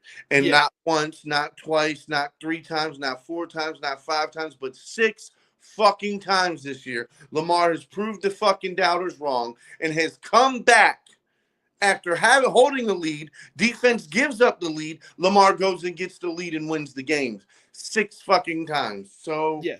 like I said, I'm giving my boy his flowers. But now don't get it twisted. That's not the award we're after. We're not after MVP trophies this year. We're after the fucking Super Bowl. Yes, sir. And look, I completely agree. You know, Lamar does deserve his flowers, especially with what he's had to work with.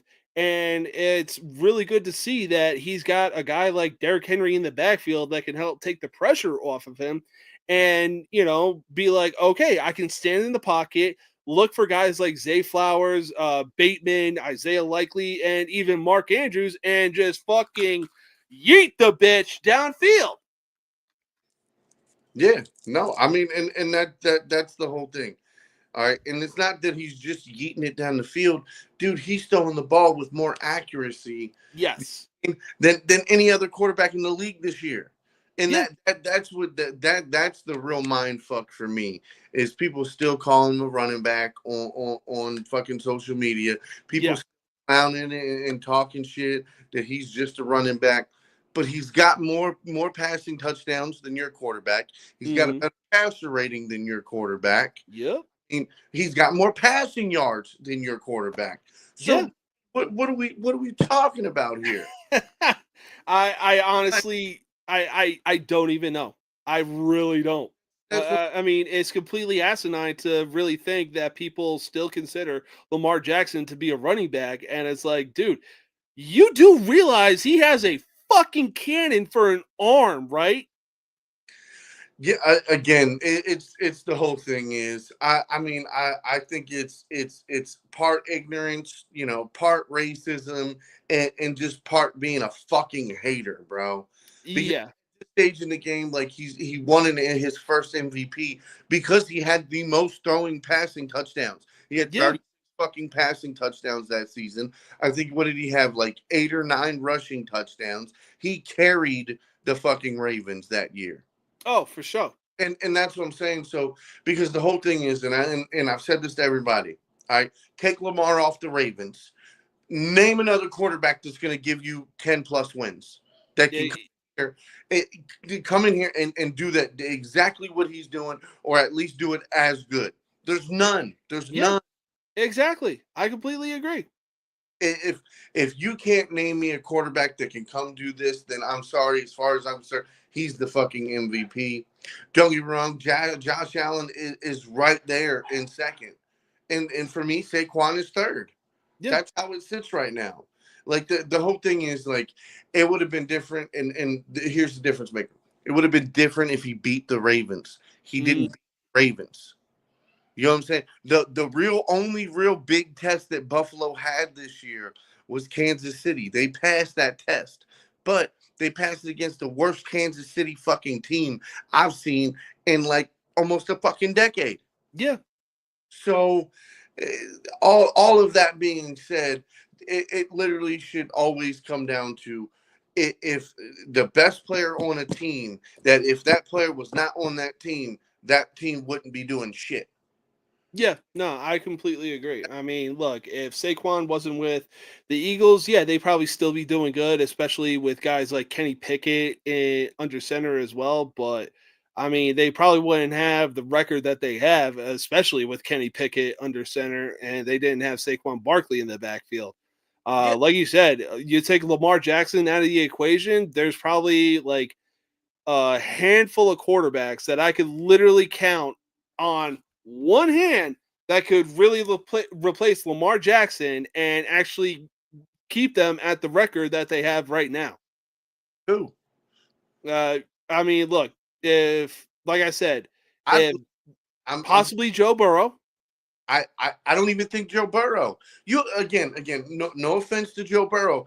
Joe Burrow's got like 5 or 6 fucking weapons on the field at all times, bro. I mean, the only 2 guys I'm seeing are T. Higgins and Jamar Chase. And Brown and Gesicki. I mean, and then what was his name? I want to keep calling him Kraft, but I know his name. It's like Yoshi something. No, it's the other tight end. Okay. For the Bengals. And then, but keep in mind, Burrow doesn't have an offensive line, and the defense couldn't stop a nosebleed. how they're sitting at 500 right now with a chance to even go to the playoffs is beyond me. The defense. Look, I'm sorry. You put him under center in Baltimore, I guarantee you they are definitely at 11-5 or a possible better record. I don't think so. I think if we had Joe Burrow in our division with our same exact team, nah, bro. I think we probably sitting at like 9-7. I doubt that because I'm taking John Harbaugh over Zach Taylor any day of the week. Oh, you crazy? You crazy? You're taking Zach Taylor over Harbaugh. Bro, listen to me. I would take Eric Bellamy right now over John Harbaugh. I've been a fan of the Ravens pretty much my entire life. Okay, John Harbaugh has been my coach of the Ravens since I was in high school. Okay, yeah. I am now a 33-year-old man. Okay, fuck him. Okay, fuck him. I've watched this motherfucker lose so many games in the second half of games because of no adjustments. Because he's not an X's and O's guy. He's a character guy. He's a team builder guy. He's not X's and O's. He's a special teams guy. Look at his track record. Like that's what he's known for as far as football smarts. He's a special teams guy. He's not an offense guy. He's not a defensive guy. None of that shit. And to sit here for years and years and years and now decades, it is now like the last time we won anything was when Ray Lewis was playing. Yeah, and I believe it was Ray Lewis's last year as well. But anyway, speaking of the Ravens, look, the MVP is going to come down to who it's down to, and whoever wins, to me, it really wouldn't be any surprise. But right now, we got some football predictions that we need to make, and playoff hopes are on the line, and clinching the division is also on the line as well. Did you look and see what teams are having the starters actually play and what teams aren't? Yeah, I know the fact that Carson Wentz is basically standing between who the Redskins playing. God, I want to say Falcons. No, there's somebody like I believe if the Falcons win and the Bucks lose, but the Redskins win as well, and the Redskins have Carson Wentz starting, the Falcons win the NFC South and they're in the playoffs. No. Carson Wentz is playing for Kansas City. Oh, shit, that's right. Yeah. Fuck. There's a lot of shit that's going on right now with the NFL, especially with playoffs. But one thing I do know is that the Ravens welcome the Browns, and if the Ravens get a win over the Browns, they clinch the AFC North. Yes, sir. So it wouldn't be any surprise to me. It shouldn't be anything thought processing of picking the Ravens to win this game, because to me it's unanimous across the board, and the Browns suck. The only thing the Browns have to look forward to is a top 5 draft pick going into this year's NFL draft. I mean, quite possibly. But I mean, for me, this is no walk in the park, brother. Yeah. No walking. This is the Browns. This is Kevin Stefanski's team. He's a good coach. It's not just going to be a bang bang done, walk out of here. Yeah, no. It's definitely going to be like a tooth and nail kind of game. Classic AFC North kind of matchup, and exactly what you would expect. Yeah, I mean, but staying in the AFC North, I believe the Bengals get into the playoffs with a win. But if the Steelers win and the Ravens lose, the Steelers clinch the AFC North. But if both the Ravens and Steelers win, the Steelers get the 5 seed in the AFC playoff picture. And we get the North. Exactly. And I believe the Bengals need some serious help. They need to win and have the Broncos lose, and the Dolphins either lose or tie in order to get into the playoffs. Yeah, that's not going to happen. It's definitely not going to happen, especially when you're playing a defense that's led by freaking TJ Watt, and the dude is just an absolute animal. I mean, like, okay, so Pittsburgh's going to lose again. I don't know if you know this, but they're going to lose to the Bengals. They're gonna get the fifth seed, Mm-hmm. And they're gonna lose week one. They're gonna lose in the wild card, and it's okay. Yeah, that's okay. I mean, hey, look, I mean, at least the Steelers actually got to the playoffs, and instead of their fans having to pop champagne bottles and celebrate, like, oh my God, we finished the season over 500. Congratulations. Now focus on winning another Super Bowl. How about that? I mean, that's when they get a franchise quarterback, then they'll be back in the money. Till Very then, true. Very true.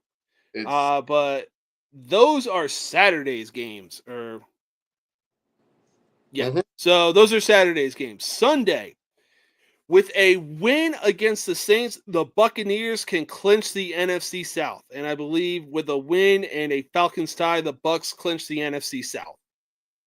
So right now, it's no surprise picking the Buccaneers over the Saints.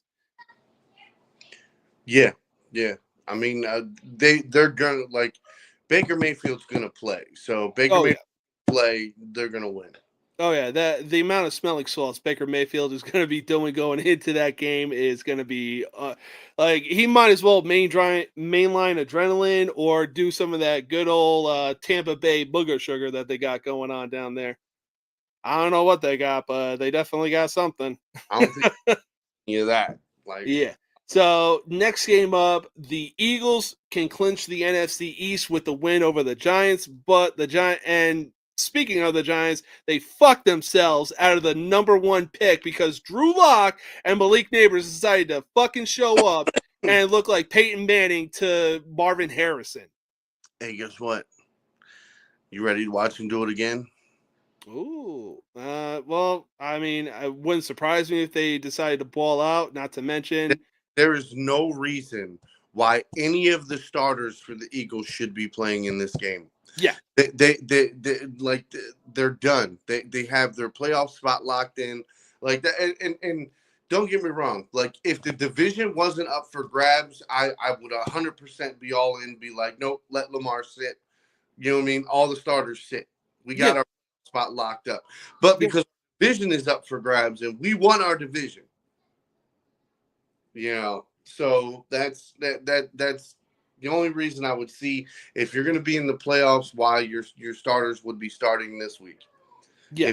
If you've got a reason to fight for something, I get it. But if not, man, sit your starters, let your backups, let your rookies, let your young guys now you get a real game tape of them. Yeah. Yeah, just look, take the loss, rest your starters, and either way, you're still going to clinch the NFC East. It doesn't even matter what happens. Yeah, and don't get me wrong, and I will say this for Saquon, okay? Because I hear a lot of people, motherfucking Dickerson did it in motherfucking 16 games. Barkley's going to do it in 17 games. But Juice did it in 14. Like, seriously, though. Yeah. O.J. Simpson did it in 14 games. He got to 2,000 yards in 14 games. Okay, in 16 games, Dickerson got to 2105. Okay, and so 17 games, he's gonna he could up the ante. Now, whether he does it or not is neither here nor there. But yeah. Yeah, I mean, it's crazy, but even when the playoffs roll around, Saquon is still going to be breaking that record, and there's nothing that can be said or done, no matter how much Eric Dickerson complains, whines, bitches, moans, whatever. So the playoff yards don't count. Oh, okay. Yeah. So once the playoffs start, it's like a completely new season in the playoffs as far as stats go. So there's regular season stats, there's playoff stats, and then preseason stats. Yeah. But as far as the record books go, like, I mean, Saquon could he could go off. I mean, he fucked around. I mean, what would he would have to average something like 160 yards all the way through the playoffs to break the record? Yeah, something like that. Full season playoff record? That would be insane. All right, so next game up is probably NFL's oldest rivalry, being the Chicago Bears and Green Bay Packers. The Packers already have a playoff spot clinched, and the Bears, man, I think their offensive line and front office needs to go into witness protection, because it was like, oh yeah, Caleb Williams is walking in to the best situation for a rookie quarterback. Yeah, that really fucking worked out, you dumbasses. Nope, that was C.J. Stroud last year. Mm-hmm. It really was. But ultimately, unfortunately, go Pack go. I will say this: if the starters are starting for Green Bay, Yeah, then Green Bay's going to win this game. But I don't think they will. So I think the Bears are going to take that. yeah. All right, next game up, we got a battle in the AFC West, as the Chargers, who have also clinched a playoff spot in the AFC, go into Las Vegas to take on the Raiders, who are one of a pretty few teams that are in the running for the number one overall pick. Yeah. I'm still going to go ahead and say I'm going to take the Raiders. Yeah, because I think that the Chargers will rest Justin Herbert and a lot of their other starters and everything. They already have the playoff. They already have a playoff spot locked up. But right now it's about what the Raiders can do, and be like, hey, y'all need to find some pieces in the NFL draft this year. No, I mean, don't get me wrong. Like, are you kidding me? They got Bowers. They got fucking what is the wide receiver's name? Fucking Jacoby Myers. They got like they like their offense isn't necessarily bad. They just need to put a couple more pieces together on that defense, and they need to get some solid coaching behind them. Yeah. Don't get me wrong. What's his name? Alex Pierce, whatever his name is. But Antonio Pierce. Antonio Pierce. That's what it is.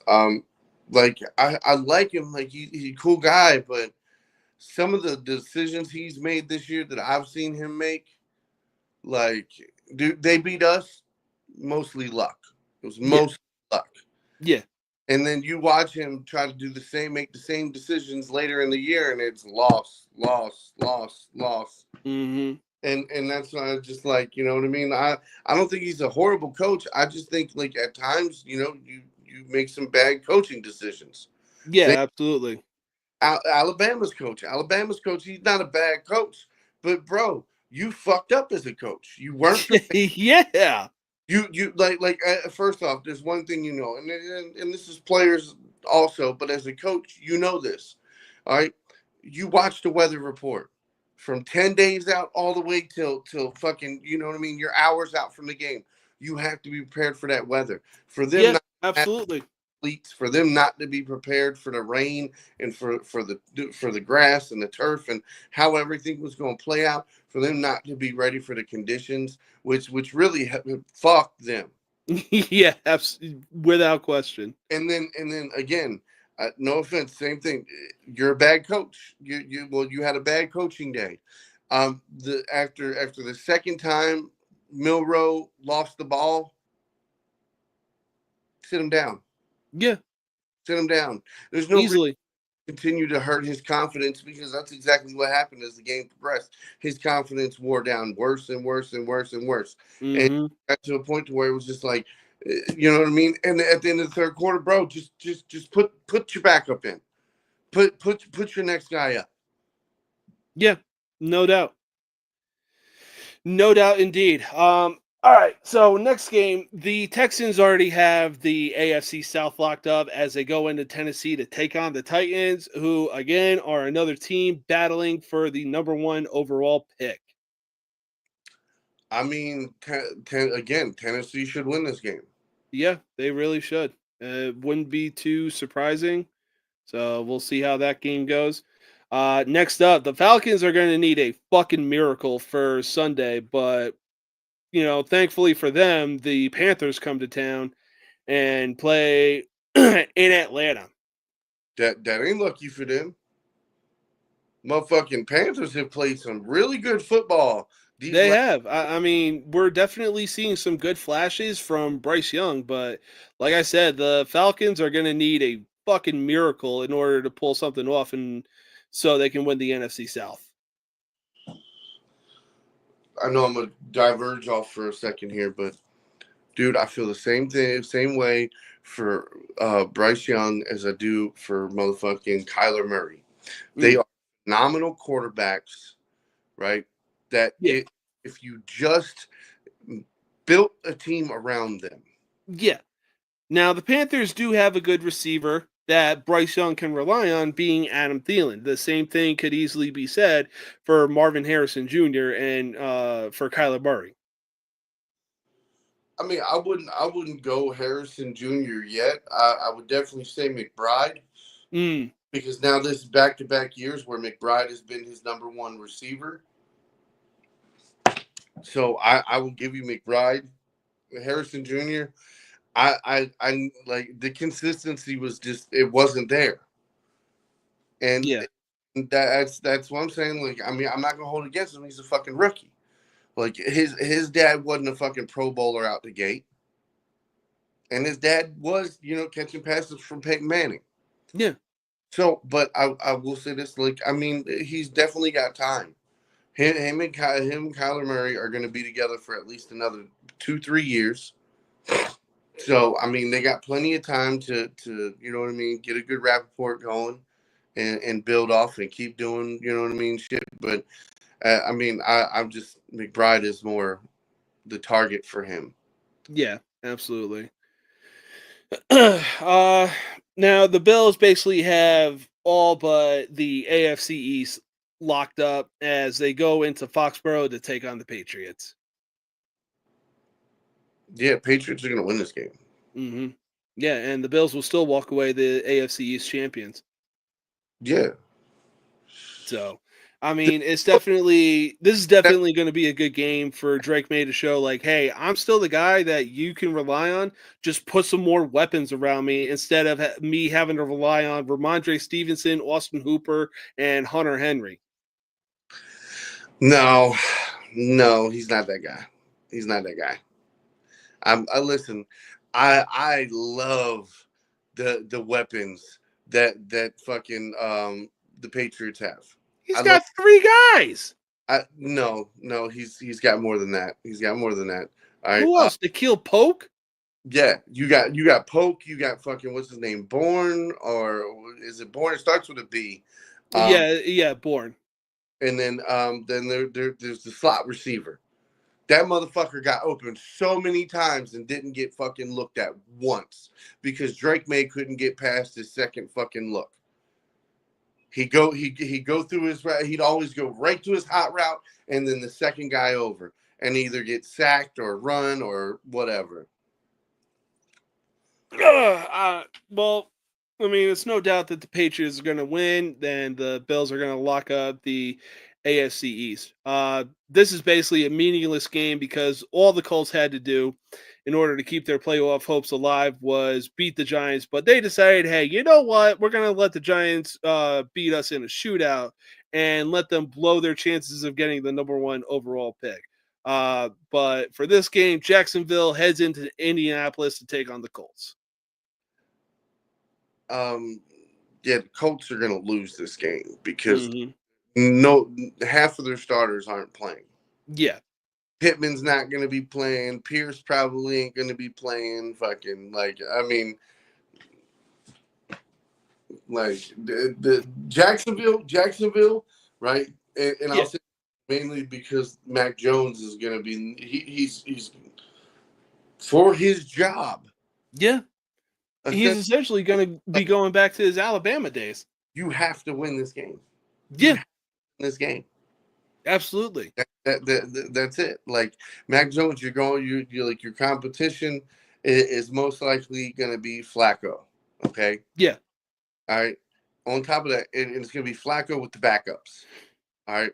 And if you can't beat Flacco with the backups, you know what I'm saying? Like, he ain't staying in Jacksonville. I can guarantee you that. Oh, hell yeah. I'll agree to that. Because it's going to be the same thing on defense. Like the Jaguars are going to be going up against the second, you know what I mean, the second string defense, and there's no reason Jacksonville should be sitting out of anything. Nobody out on Yeah, defense. no, I agree. I wholeheartedly agree. Anyways, next game up, the Redskins are basically have their playoff spot locked up as well as they go into Arlington, Texas to take on the Cowboys. I really want to take the Cowboys in this spot. Yeah. I don't think either one of them are going to be fighting for anything. Yeah. No, I don't think they will either. I know Cooper Rush is going to be starting for the Cowboys. Who's the backup for what you call it? Let's see. Hang on. Daniels, no.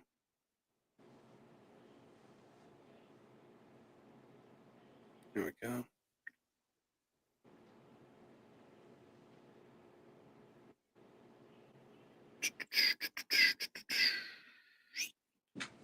Buster. Either Jeff Driscoll or Marcus Mariota is going to be the starting quarterback. For who? Washington. What the fuck? Well, yeah, I guess because they got their playoff spot locked up too. Yeah. And then either the Cowboys go with Cooper Rush or hey, fuck it, let it ride with Trey Lance. I don't. Damn, that's fucked. So, yeah, I'm gonna go with the Cowboys. I'm gonna go with the Cowboys. All right, fair enough. So, unfortunately, despite the win over the Bears, the Seahawks had their playoff hopes eliminated, but that's still not going to stop them from going into LA to play on to take on the Rams. Yeah, the Rams are they won the division. Mm-hmm. They got they're in the playoffs, baby. They're Seahawks. Yeah, like I said, they had their playoff hopes eliminated, even though they beat the Bears. But yeah, ultimately I'm taking the Rams, and they further lock up the NFC West. But again, actually not so much a meaningless game. The Dolphins are going to need a few things to happen in order for them to make the playoffs, but they still go into East Rutherford, New Jersey to take on the New York Jets. I'm taking the Jets. I'm taking the Jets, and I'm mainly taking the Jets thinking that Aaron Rodgers is starting. Yeah, that wouldn't surprise me if he was a starter as well. But I don't know what the hell Woody Johnson was even thinking of bringing in Aaron Rodgers, and was like, oh, hey, you know what? Let's get his old buddy Devontae Adams, and that'll all work out. Can you guys are 4-12. Can you look that up? Can you look up if Aaron Rodgers is starting this week? Yeah. So let's see here. Because now, if he is, I'm definitely taking the Jets. Because right now it looks like he might be starting, but they're just showing the season leaders. But right now, ESPN app has their matchup predictor of giving Miami a 53.5 chance to beat the New York Jets. So more than likely, Miami will be having their starters play this game so they can have a chance of even getting into the playoffs. But we'll see what happens. Garbage. Hot garbage. Tyreek who? Hey, they have a chance to make it to the playoffs, and the Bengals need a lot. And the only two other teams that could lock up the last AFC playoff spot are the Bengals and the Broncos outside of the Dolphins. The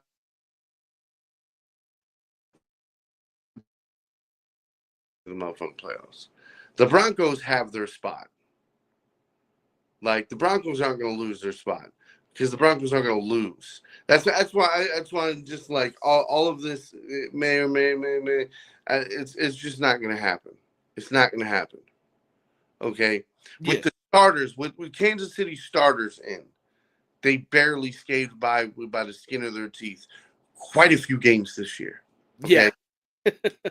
You're not going to tell me with the backups and Carson Wentz starting that they're going to be able to go and march down the field against Denver's defense. They barely fucking beat them the first time with Patrick Mahomes. Yeah.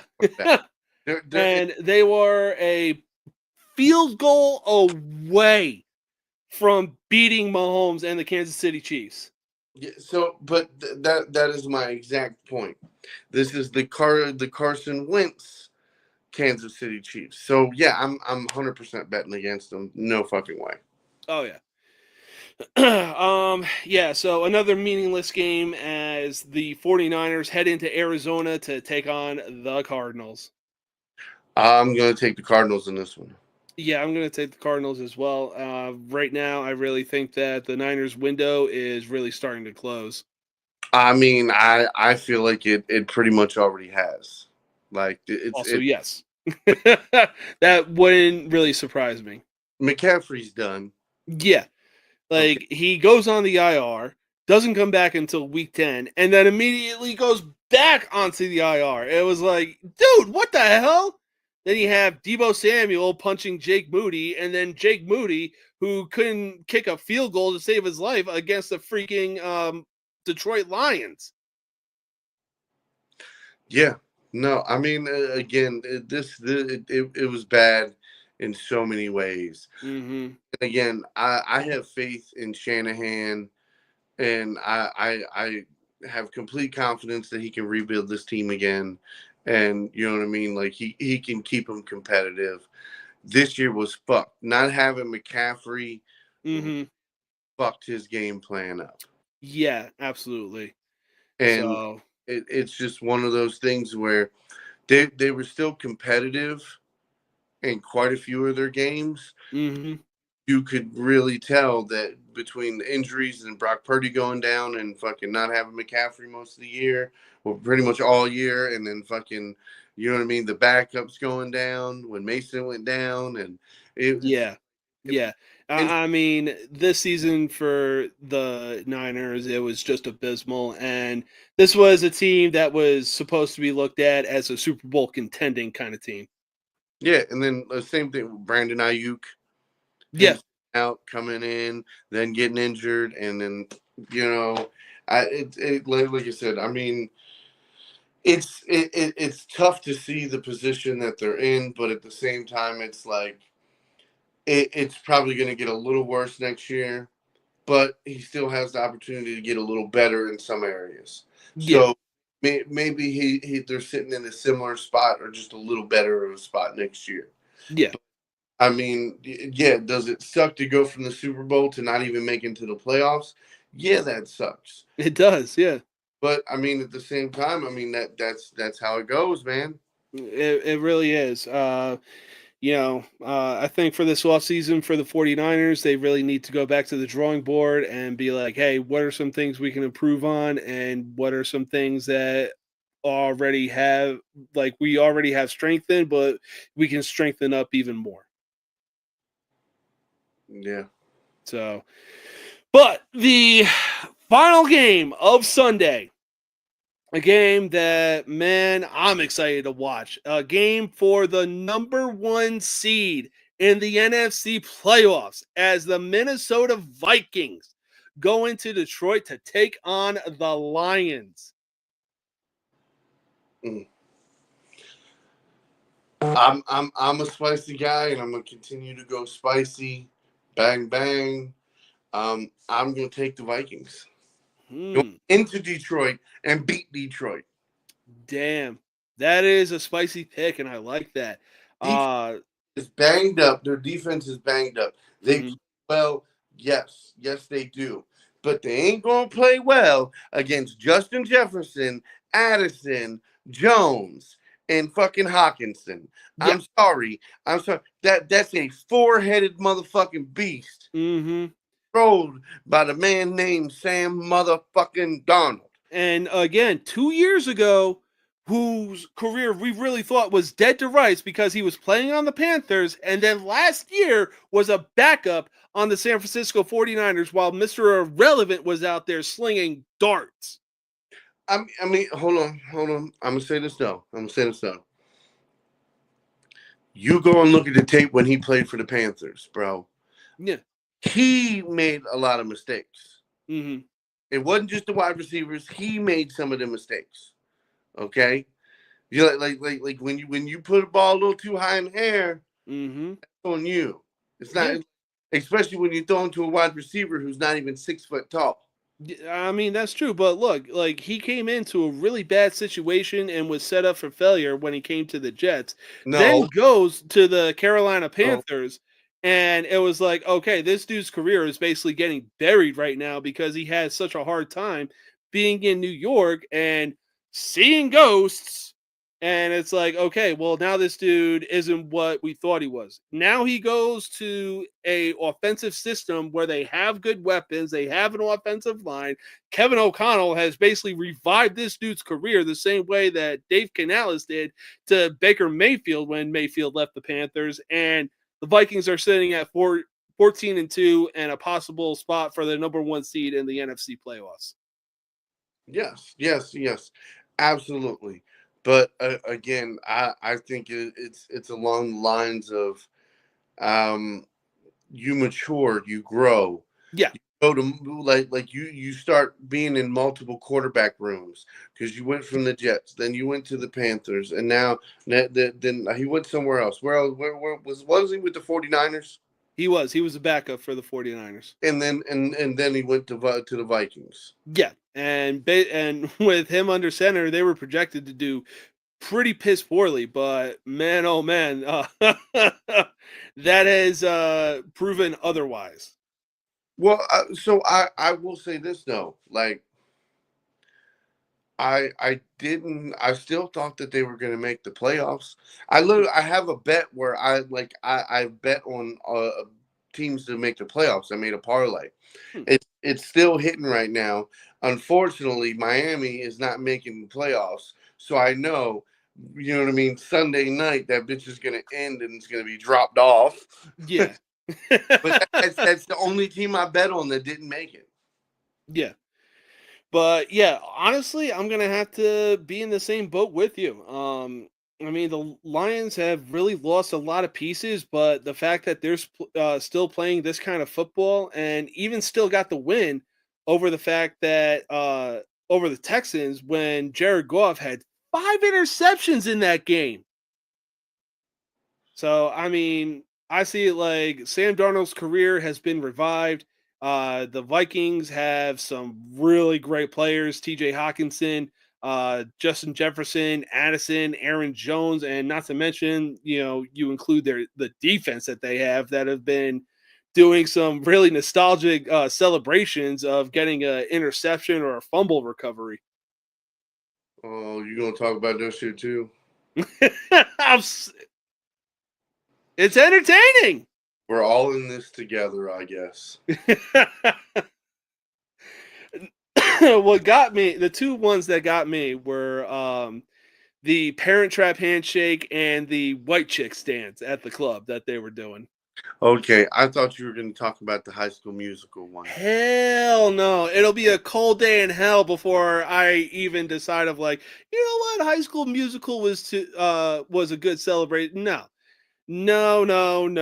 Hell to the no. Give me white chicks and the Parent Trap handshake. I mean, Lindsay Lohan commented on Cameron Brine's Instagram page when she saw that shit. Yeah. But that is all the time that we have.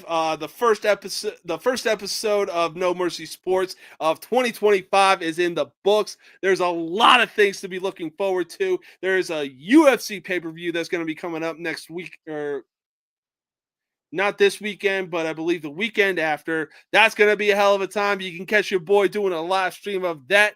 And on top of that, there's going to be some crazy-ass NFL games that are going to be happening on Sunday. On top of that, do not forget to tune in to the Game Day Countdown show with Mac and myself. And hey, we're going to be talking a lot of sports. We're going to be talking about parlays and bets on NFL games that should be taken. You're not going to want to miss it. We're trying to make sure that we put some extra money in your pockets. Yes. So Sunday, I'm gonna have. We're gonna do.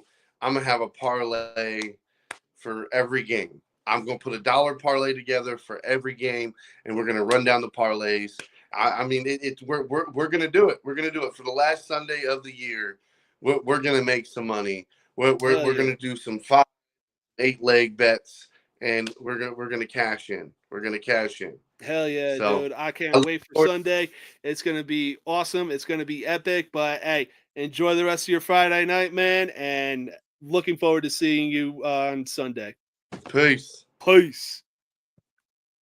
All right. So, like I said, again, the very first episode of No Mercy Sports in 2025 is in the books. And, again, do not be on the lookout for Game Day Countdown with Mac and James, as, man, like he said, we got some parlays lined up for the NFL games that are going to be happening this Sunday, and playoff chances are on the line for a lot of teams.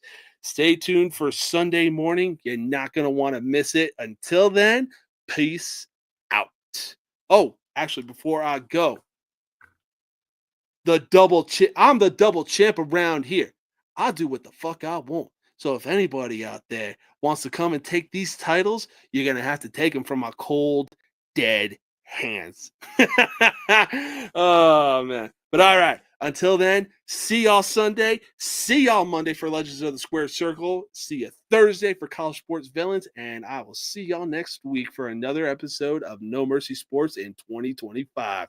Peace out.